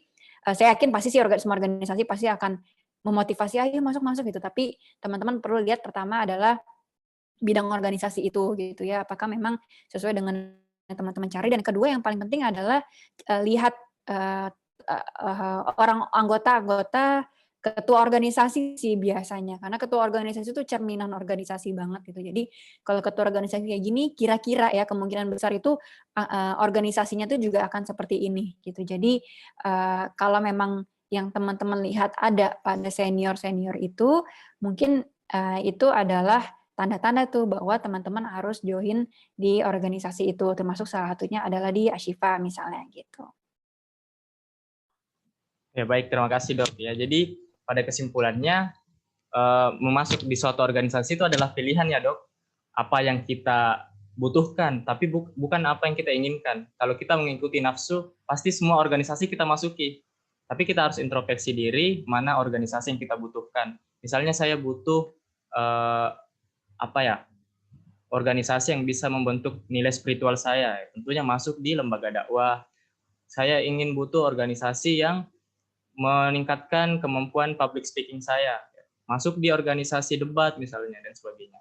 Dan tadi oleh kata dokternya bahwa kita juga harus lihat latar belakang dari organisasinya, ya latar belakang sejarahnya, alumni-alumninya, juga dari pengurus-pengurus organisasinya, karena setidaknya itu menjadi salah satu komponen menunjukkan kualitas dari organisasi. Ya, baik, terima kasih Dok. Ini sudah ada raise hand dari teman-teman. Ya, jadi yang kita terima di sini adalah yang raise hand ya untuk pertanyaan dan bertanya secara langsung kepada dokternya. Mungkin pertama dari Nabila Maratun Hasana. Silahkan aktifkan mic-nya dan sebutkan nama dan asal daerah. Baik. Ya. Assalamualaikum warahmatullahi wabarakatuh. Saya Nabila dari Lojanan Ilir. Saya ingin bertanya dokter. Jadi selama ini saya mengerjakan tugas itu bisa dibilang deadlineer banget. Tapi deadline saya itu maksimal H-1 sebelum dikumpul tugas itu dokter. Karena menurut saya, prinsip saya selama itu masih lama dikumpulnya, maka dikerjakannya itu masih bisa nanti aja gitu. Karena juga semakin mepet waktunya biasanya berpikirnya itu lebih cepat gitu dokter. Bagaimana cara saya mengubah mindset itu kemudian supaya tugas itu bisa dikerjakan secara maksimal. Begitu. Terima kasih. Oke, terima kasih Nabila. Mungkin kita tampung dulu ya Dok pertanyaannya. Nanti saya bacakan apa inti dari pertanyaan. Baik, selanjutnya dari Nurlisa.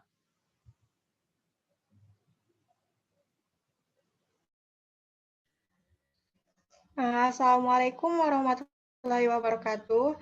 Perkenalkan, nama saya Nurlisa dari daerah Brau. Pertanyaan saya, tadi saya mengambil poin penting dari manajemen semangat, yaitu lingkungan pergaulan Dok. Nah, sebagai maba kan pergaulan kami mungkin masih sebatas mengenal teman-teman baru. Nah, setelah beberapa hari berkuliah ini, ada seseorang yang memandang saya itu tidak pantas untuk diikutkan dalam kelompok belajar mereka. Mereka menganggap saya itu tidak mampu untuk bisa bergabung dengan kelompok mereka. Bagaimana cara kita mengubah mindset mereka, Dok? Apakah saya harus membuktikan kepada mereka bahwa saya itu pantas ikut ajar dengan mereka, Dok. Terima kasih.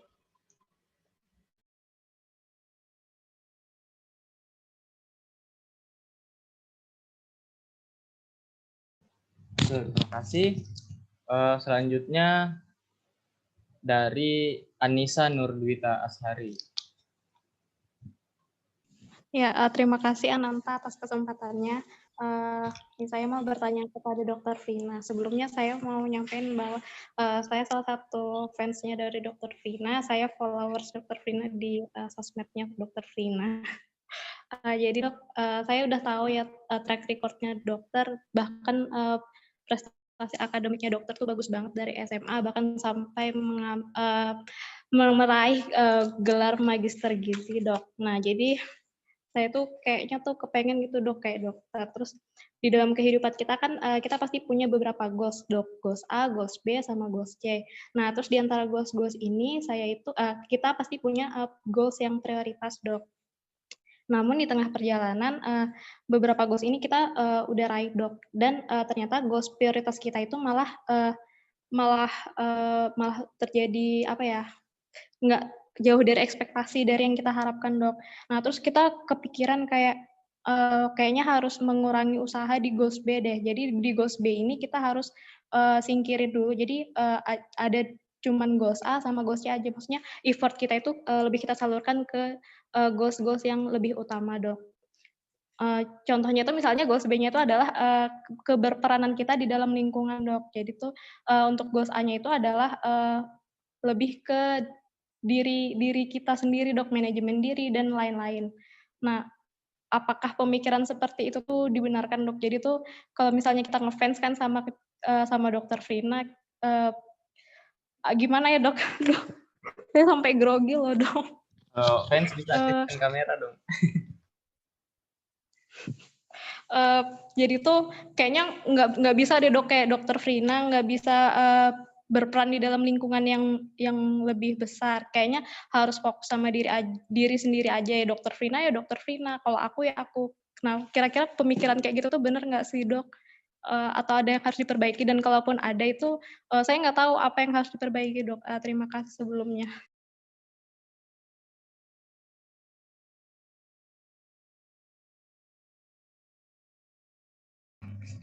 Oke, terima kasih. Mungkin 3 dulu ya dok pertanyaan pada hari ini. Kita kalau masih ada waktu kita lanjut ke sesi kedua. Ya. Oke, mungkin pertanyaan pertama dari Mak Ratun Hasanah tadi terkait dengan sifatnya yang suka deadliners. Itu gimana solusinya dok untuk mengubah sifat itu? Apakah sifat itu positif untuk diri kita, untuk perkembangan kita ke depannya? Mungkin dijawab itu dulu ya dok. Oke, jadi sebenarnya nature kenapa sih jadi deadliners itu sangat menarik ya, karena makin kita itu dekat deadline itu kan kita memang ada adrenalin rush ya, jadi sistem adrenalin kita tuh memang aktif gitu, dan itu yang bikin kita jadi ada respons fight or fight gitu ya, jadi kita lebih siap persiapan untuk fight-nya gitu loh. Jadi makanya kalau misalnya ujian H-1 baru tuh on fire segala macam ya, tapi sebenarnya kadang-kadang bekerja deadline itu tergantung sih, dan kita harus pandai-pandai ngukur diri ya. Jadi jangan samain ketika kita dengerin temen ya, saya baru belajar H-1 loh gitu. Saya juga sama aja kayak dia juga deadline, tapi dia memang sebelumnya sebenarnya udah belajar juga gitu ya. Maksudnya waktu kuliah dia konsen gitu ya, terus habis itu nanti ngerekap lagi. Apalagi misalnya dulu kalau di saya ada seksi pendidikan, namanya itu anak-anak yang paling rajinnya. Itu mereka kan bikin tentir tuh, bikin rangkuman materi. Nah, itu kan dengan bikin rangkuman materi kan juga dia sebenarnya udah belajar juga. Sementara saya kan bukan seksi pendidikan waktu itu. Jadi kita harus pintar-pintar ngukur diri. Kalau dia bisa deadliners, belum tentu kita bisa ngelakuin hal yang sama.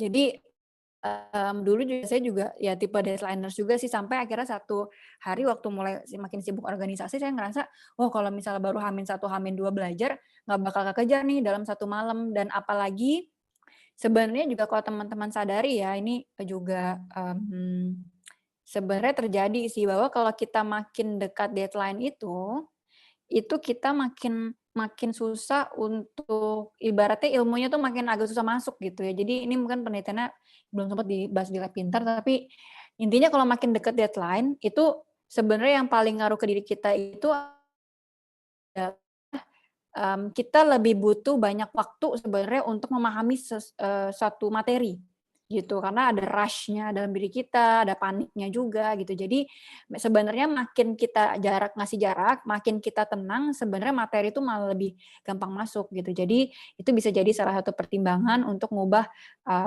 apa yang tadinya deadliners jadi enggak. Saya juga sampai sekarang juga kadang masih deadliners, tapi deadliners itu ngukur-ngukur. Ada sesuatu yang bisa saya lakuin secara deadline, misalnya bikin materi sharing, pembicara, tapi sesuatu yang memang materi ini sering saya bawain. Jadi saya nggak perlu dari jauh-jauh saya cicil dulu materinya karena saya udah ready, saya udah cukup sering bawain materi ini gitu. Tapi kalau memang materinya lebih belum pernah saya bawain sebelumnya, saya lebih lama tuh persiapannya. Bahkan untuk bikin slide itu saya minimum tuh 2 jam sendiri untuk benar-benar nyiapin slide yang benar-benar rapi dan lengkap gitu ya. Jadi deadliners ini harus lihat konteks, harus lihat kemampuan diri dan jangan nyamain kemampuan kita sama orang lain. Jadi harus lihatnya diri kita sendiri, mana yang memang kita bisa taruh deadline, mana yang enggak. Menurut saya itu sih yang paling penting ya gitu. Kalau emang nggak sanggup deadliners, jangan lakuin deadliners. Memang harus kita cicil, dan cara cicilnya sebenarnya yang paling susah itu adalah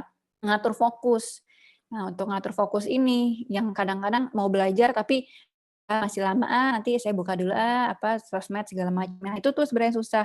Salah satu yang ngebantu untuk ngatur fokus kalau menurut saya pribadi yang cukup efektif adalah bikin time blocking, kemudian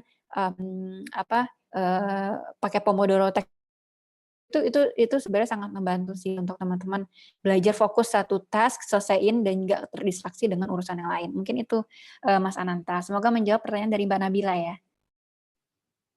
Baik, terima kasih dok. Jadi itu ya pesan-pesan dari dokternya. Kalau bisa coba itu teknik Pomodoro, ya, biar nggak terdistract dari pikirannya ya untuk mengerjakan sesuatu. Oke, mungkin lanjut ke pertanyaan kedua dari Nurlisa terkait dengan manajemen semangat dok. Kita ini sebagai maba, bagaimana meningkatkan kepercayaan diri untuk bisa show up ya, untuk bisa percaya diri di depan umum. Percaya diri apa yang kita akan lakukan meski sudah disudutkan oleh orang lain. Mungkin bisa dijawab, Dok. Oke, ini percaya ini tadi yang ini bukannya yang mau masuk ke dalam satu komunitas, kemudian karena kan harus mencari lingkungan yang sesuai, tapi ternyata lingkungannya bilang ngerasa nggak pantas gitu segala macam ya, betul nggak Mas Ananta? Ya betul. Betul ya, Mbak Nurlisa ya? Oke. Oke, sebenarnya juga sebelum kita masuk dalam suatu komunitas, kita juga sebenarnya itu juga kadang jalan yang Allah bukakan ya. Jadi maksudnya tiba-tiba aja ya alhamdulillah nanti Allah bukakan jalan itu gitu ya. Tapi sebelum nanti Allah bukakan jalan kayaknya sepertinya kita harus ikhtiar dulu sih. Jadi misalnya teman-teman mau masuk nih di kalangan yang ya ini memang sangat bahasannya sangat duniawi ya, tapi mungkin ini cukup teknis gitu. Jadi selain nanti Allah yang akan menuntun gitu ya, kita doa terus supaya kita ditempatkan di lingkungan yang satu frekuensi yang memang bisa membentuk diri kita yang baik. Itu tuh doa terus semoga Allah bukakan jalan. Kita juga bisa ikhtiar dengan cara kitanya sendiri juga mengimprove diri kita supaya kita memang bisa jadi satu frekuensi sama mereka gitu. Karena kadang-kadang juga misalnya ya dulu mungkin kalau untuk diajak dulu aja misalnya saya ini mungkin konteksnya bukan pelajaran tapi contohnya waktu hijrah. Jadi dulu waktu saya belum hijrah kan saya masih pakai celana misalnya ya, masih nggak pakai kaos kaki, kerudung masih pendek. Tentu saja kalau misalnya saya ngerasain sendiri sih, walaupun memang dakwah itu kan harus inklusif, tapi tetap ada gap gitu yang kerasa bahwa kalau pas saya mau gabung ikut mentoring, saya nggak ikut mentoring gitu. Maksudnya saya nggak diajak untuk ikut mentoring gitu, karena mungkin orang yang itu juga ngerasa mungkin nggak tertarik kali ya. Jadi bukan karena kita ngerasa nggak pantas segala mungkin kita dibilang nggak pantas, tapi mungkin orang lain itu ngerasa kitanya juga nggak tertarik kayaknya gitu. Tapi ya alhamdulillah ya karena Allah menunjukkan jalan gitu ya, pelan-pelan saya juga hijrah, jadi nggak pakai ganti pakai rok gitu ya, terus kemudian juga kerudung lebih panjang, nutup dada dan segala macamnya. Alhamdulillah tanpa saya harus minta-minta, ayo dong masukin dong saya ke likonya gitu, masukin dong mentoringnya. Itu alhamdulillah juga memang diajak dengan sendirinya gitu. Jadi itu adalah contoh sederhana bagaimana sebenarnya dengan kita mengimprove diri kita gitu ya, dengan ya tujuannya ya sebenarnya untuk menjadi pribadi yang lebih baik ya di mata Allah gitu ya. Semoga Allah nanti bukakan jalan untuk kita ditempatkan di lingkungan yang memang bisa motivasi kita untuk lebih baik gitu. Jadi kadang-kadang orang itu tidak dalam tanda kutip menerima kita, bukan berarti dia menganggap remeh kita gitu, tapi kadang-kadang orang ngerasa kita nggak punya interest yang sama gitu ya. Misalnya yang ada klub sains nih, tapi kita nggak menunjukkan kalau kita suka sains misalnya. Mungkin waktu kita diskusi kelompok kita orangnya nggak ilmiah banget ya, nggak dedicated untuk untuk cari literatur yang bagus gitu ya. Orang juga ngeliatnya juga, oh ya mungkin dia juga nggak begitu interest kali ya untuk sesuatu yang ilmiah. Jadi kita juga sungkan mau ngajak diskusi gitu. Jadi mungkin itu yang bisa menjadi refleksi diri juga gitu. Jadi sembari nanti Allah tuntun kita ke lingkungan yang lebih baik, kita bisa senantiasa juga memperbaiki diri kita gitu. Mungkin itu Mas Ananta. Semoga menjawab ya Mbak Nurlisa. Baik, terima kasih Dok. Lanjut ke pertanyaan ketiga, ini dari fans dokter ya. Ya, jadi ini terkait dengan goals prioritas.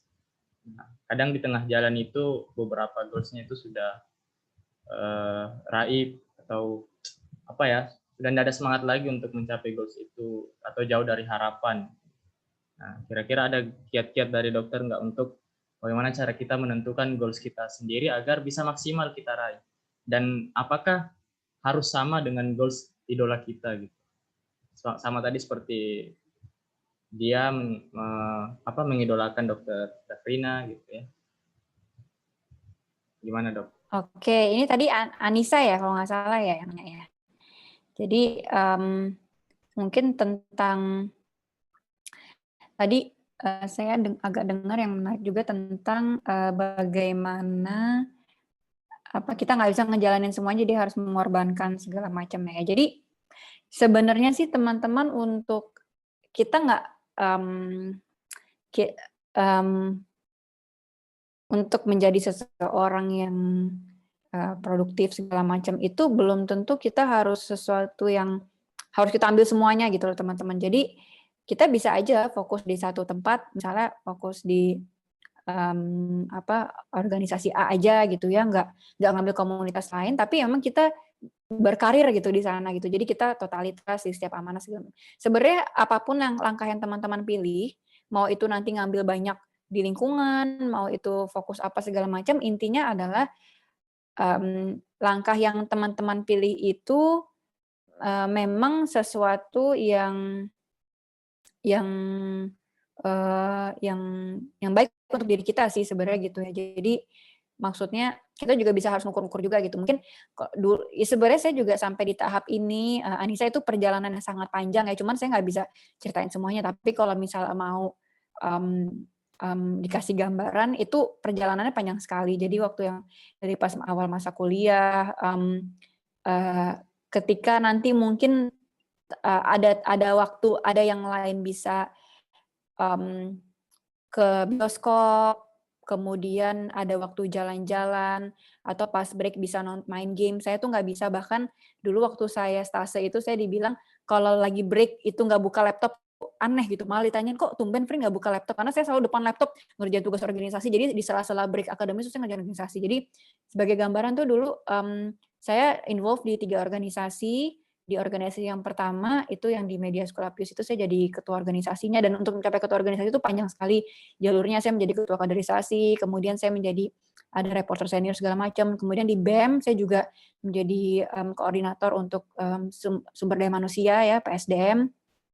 Untuk nyampe sana juga panjang juga jalannya, bahwa saya megang proker yang cukup besar di BEM, community development, kemudian juga saya menjadi, pokoknya panjang lah ceritanya di sana. Kemudian juga ada di CIMSA, saya juga jadi ketua departemen. Jadi hampir setiap hampir setiap tahun tuh saya pasti megang amanah, setiap tahun sih pasti saya megang amanah gitu ya untuk in charge di satu organisasi itu gitu. Jadi dan itu cukup effort gitu ya, dan memang yang paling susah itu adalah mengorbankan waktu kita untuk yang tadinya waktu-waktu kosong itu kita harus pakai untuk mikir buat organisasi, atau misalnya teman-teman ketika yang lain bisa break tapi saya nggak bisa break karena saya harus belajar, karena saya nanti mau rapat, jadi saya harus selesaiin dulu urusan-urusan akademi saya gitu. Jadi tentang memanfaatkan waktu sih, dan itu nantinya akan terlatih sendiri kalau kita memaksain diri kita untuk ngerjain sesuatu yang bermanfaat terus, berfaedah terus, lama-lama kita jadi ngerasa agak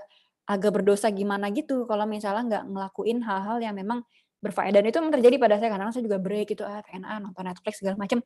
Tapi nanti setelah nonton habis itu saya ngerasa nyesalnya luar biasa gitu. Jadi itu yang bikin kita juga di drive untuk oh iya kita harus nih ngelakuin sesuatu yang bermanfaat, yang sesuatu yang memang bikin Allah tambah sayang sama kita gitu. Jadi itu perjalanan panjang sekali, Anissa, kita juga nggak serta-merta kayak gini gitu ya. Saya yakin banyak kok, mau itu siapa kayak yang kita idolakan gitu tuh pasti perjalanannya panjang sekali, dari yang tadinya mungkin juga ya dimarah-marahin juga ya. Saya juga dulu waktu pertama kali jadi jadi ketua acara tuh saya bukan jadi ketua acara karena memang gak ada yang mau jadi ketua acara itu, karena acaranya deadline segala macam, akhirnya saya sampai nangis segala macam.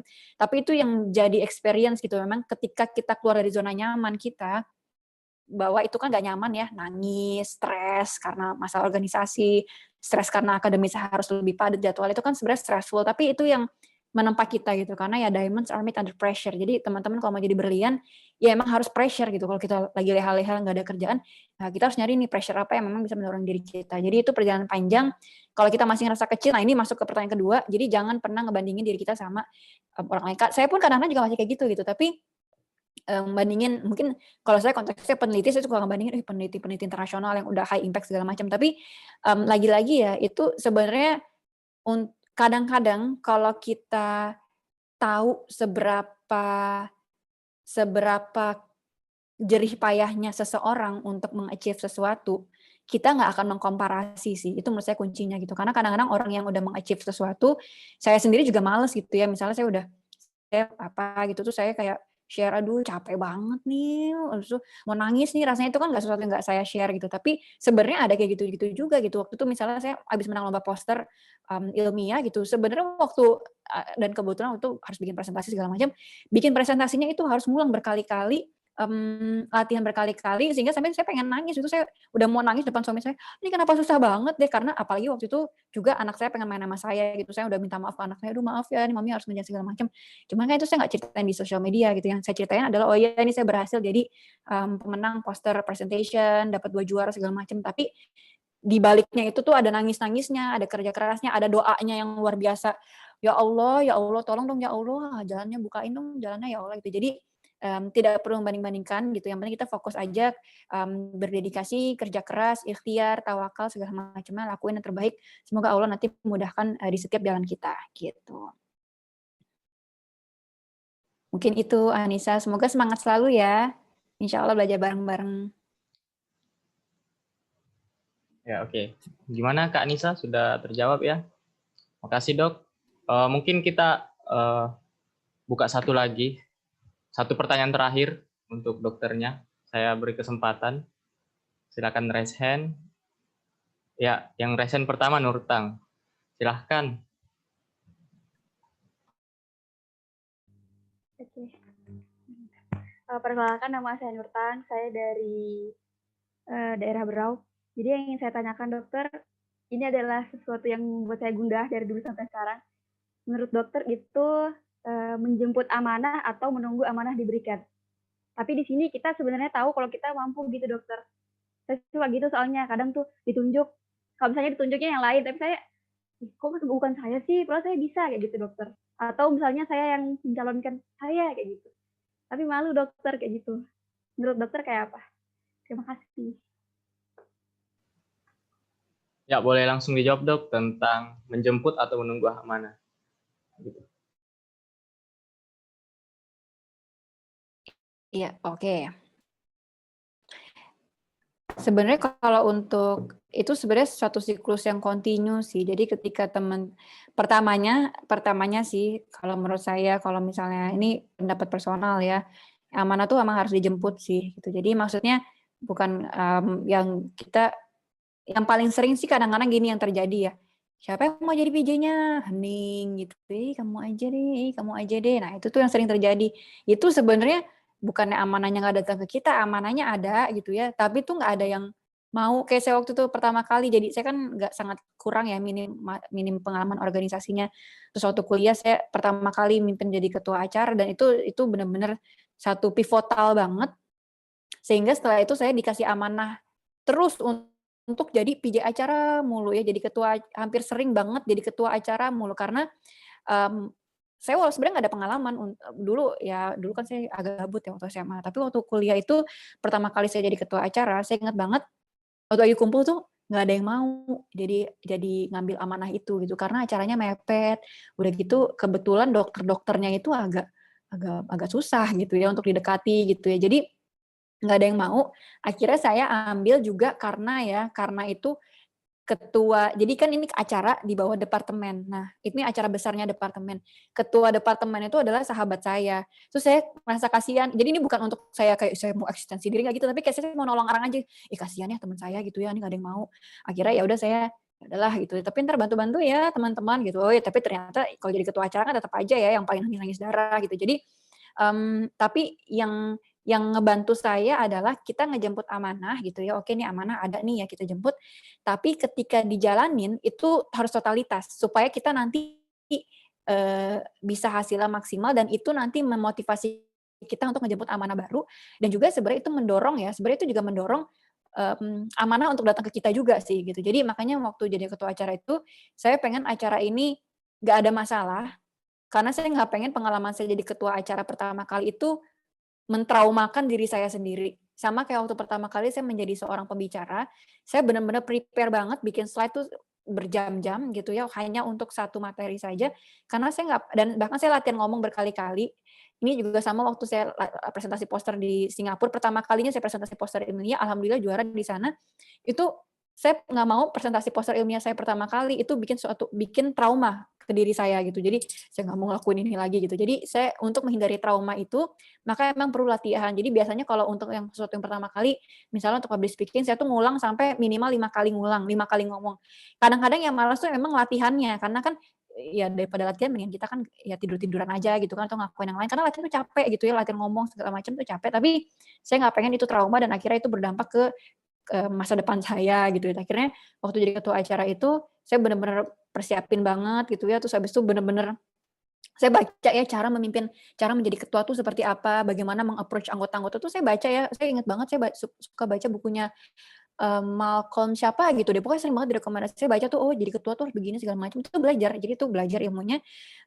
Jadi memang ya nggak pengen trauma. Alhamdulillah lancar gitu. Alhamdulillah lancar. Dan akhirnya karena menjadi ketua acara itu cukup baik, akhirnya saya dikasih amanah-amanah untuk, kalau jadi ketua ini mendingan dia aja deh. Jadi makanya kalau teman-teman suka dengar istilah, kok dia lagi, mungkin orang itu memang menunjukkan performa yang optimal ketika dikasih amanah itu. Makanya jangan meremehkan setiap amanah yang datang, karena ketika teman-teman, ya itu sama aja kayak kepercayaan ya, ketika amanah datang dan teman-teman gak memanfaatkan dengan baik, ibaratnya kayak kertas putih, itu udah dirobek, jadi susah banget untuk disatuin lagi. Jadi ketika teman-teman jadi eksekusi konsumsi aja, terus teman-teman gak perform, dia aja dikasih saksi konsumsi aja susah, apalagi dikasih amanah lebih besar gitu. Jadi harus hati-hati sekali untuk kalau melihat amanah tuh benar-benar kita lihat itu dengan sesuatu yang oke, ini harus saya optimalkan walaupun sekecil apapun itu harus kita optimalkan karena kepercayaan nggak bisa, susah kalau kita balikin ya kalau misalnya emang udah robek gitu ya. Dan amanah itu ya nggak datang 2 kali sebenarnya ya, mungkin kalau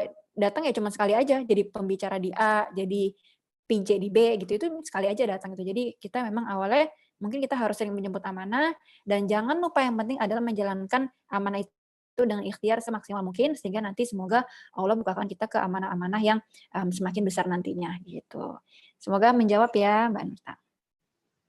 Terima kasih Dok atas jawabannya.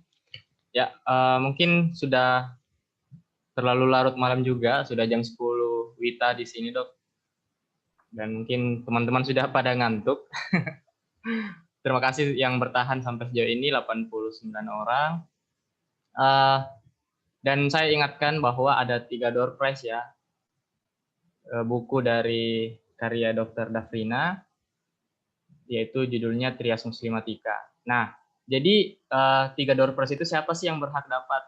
Nah, yang pertama itu adalah, pertama dan kedua ya, adalah penanya. Jadi kita panitia akan memilih pertanyaan yang bagus.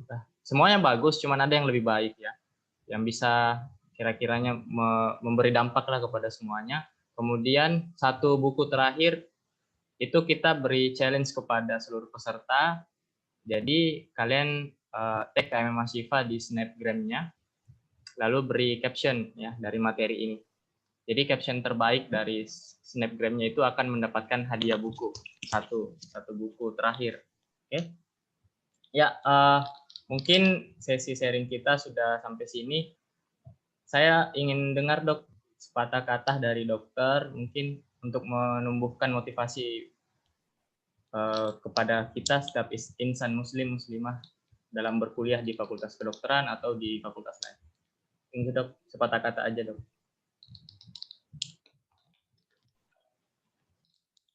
Oke. Mungkin sebagai penutup, 1 kalimat aja ya.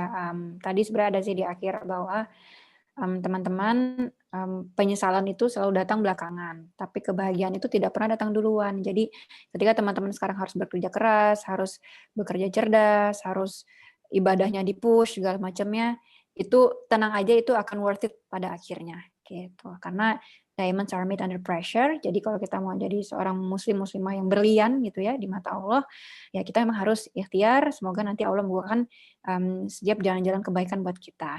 Gitu. Mungkin kurang lebihnya mohon maaf, terima kasih teman-teman FK Unmul yang telah mengundang, semoga bisa bersilaturahmi ke depannya. Semoga sehat-sehat selalu. Wassalamualaikum warahmatullahi wabarakatuh. Waalaikumsalam. Terima kasih kepada Dr. Dafrina Rianda, Magister Gizi, dan kepada seluruh peserta yang sudah menyimak materi dengan sangat baik. Selanjutnya, saya atas nama moderator, mohon maaf jika selama memimpin sesi diskusi pada malam hari ini ada salah tutur kata atau salah perilaku yang tidak berkenan di hati sekalian. Dan terima kasih sekali lagi saya ucapkan, saya serahkan ke MC. Assalamualaikum warahmatullahi wabarakatuh. Mungkin kita sesi foto bersama setelah ini, Dok.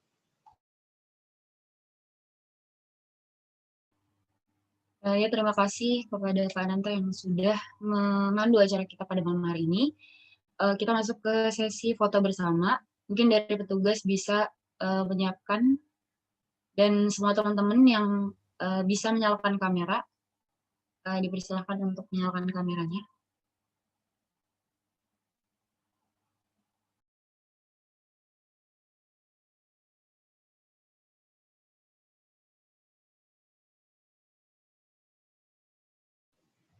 Oke, yuk aktifkan kameranya.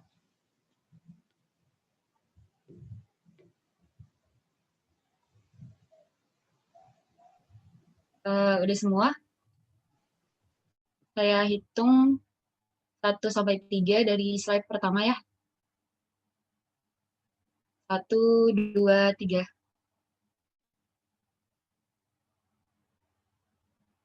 Lanjut ke slide selanjutnya, slide 2. 1, 2, 3. Lanjut ke slide 3. 1, 2, 3. Mungkin slide yang terakhir udah matiin kamera semua ya? Ya, tetap difoto dong. Oh, gitu. Mungkin dari petugasnya bisa tetap dipoto ya yang slide. Oke. Mungkin acara malam hari ini sudah berlangsung. Terima kasih kepada narasumber kita yang telah menyampaikan materi yang sangat-sangat bermanfaat buat kita semua. Kemudian terima kasih juga kepada moderator yang sudah memandu acara kita pada malam hari ini dengan sangat baik. Kemudian kita masuk ke sesi terakhir, yaitu penutupan. Saya selaku Master of Ceremony, mohon maaf apabila ada salah kata atau salah perbuatan. Saya juga mewakili dari panitia apabila ada sesuatu yang tidak berkenan. Mohon maaf, dan terima kasih kepada peserta yang telah berpartisipasi berpartisipasi dengan baik. Kemudian terima kasih juga sekali lagi ya saya ucapkan.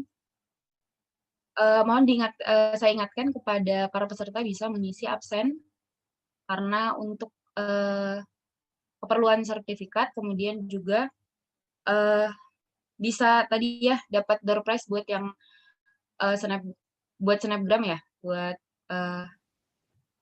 buat snapgram terus pakai caption materi yang disampaikan Jangan lupa tag sama Dr. David ya. Asyifa FK Unmul. Ya. Tag Dr. Dafrina juga, siapa tahu di repost. Ya, bisa di tag Dr. Dafrina dan Instagram dari Asyifa FK Unmul ya teman-teman. Nah, segitu aja. Saya mohon maaf apabila ada salah-salah kata. Wassalamualaikum warahmatullahi wabarakatuh. Waalaikumsalam warahmatullahi wabarakatuh. Sampai jumpa di agenda selanjutnya ya semua.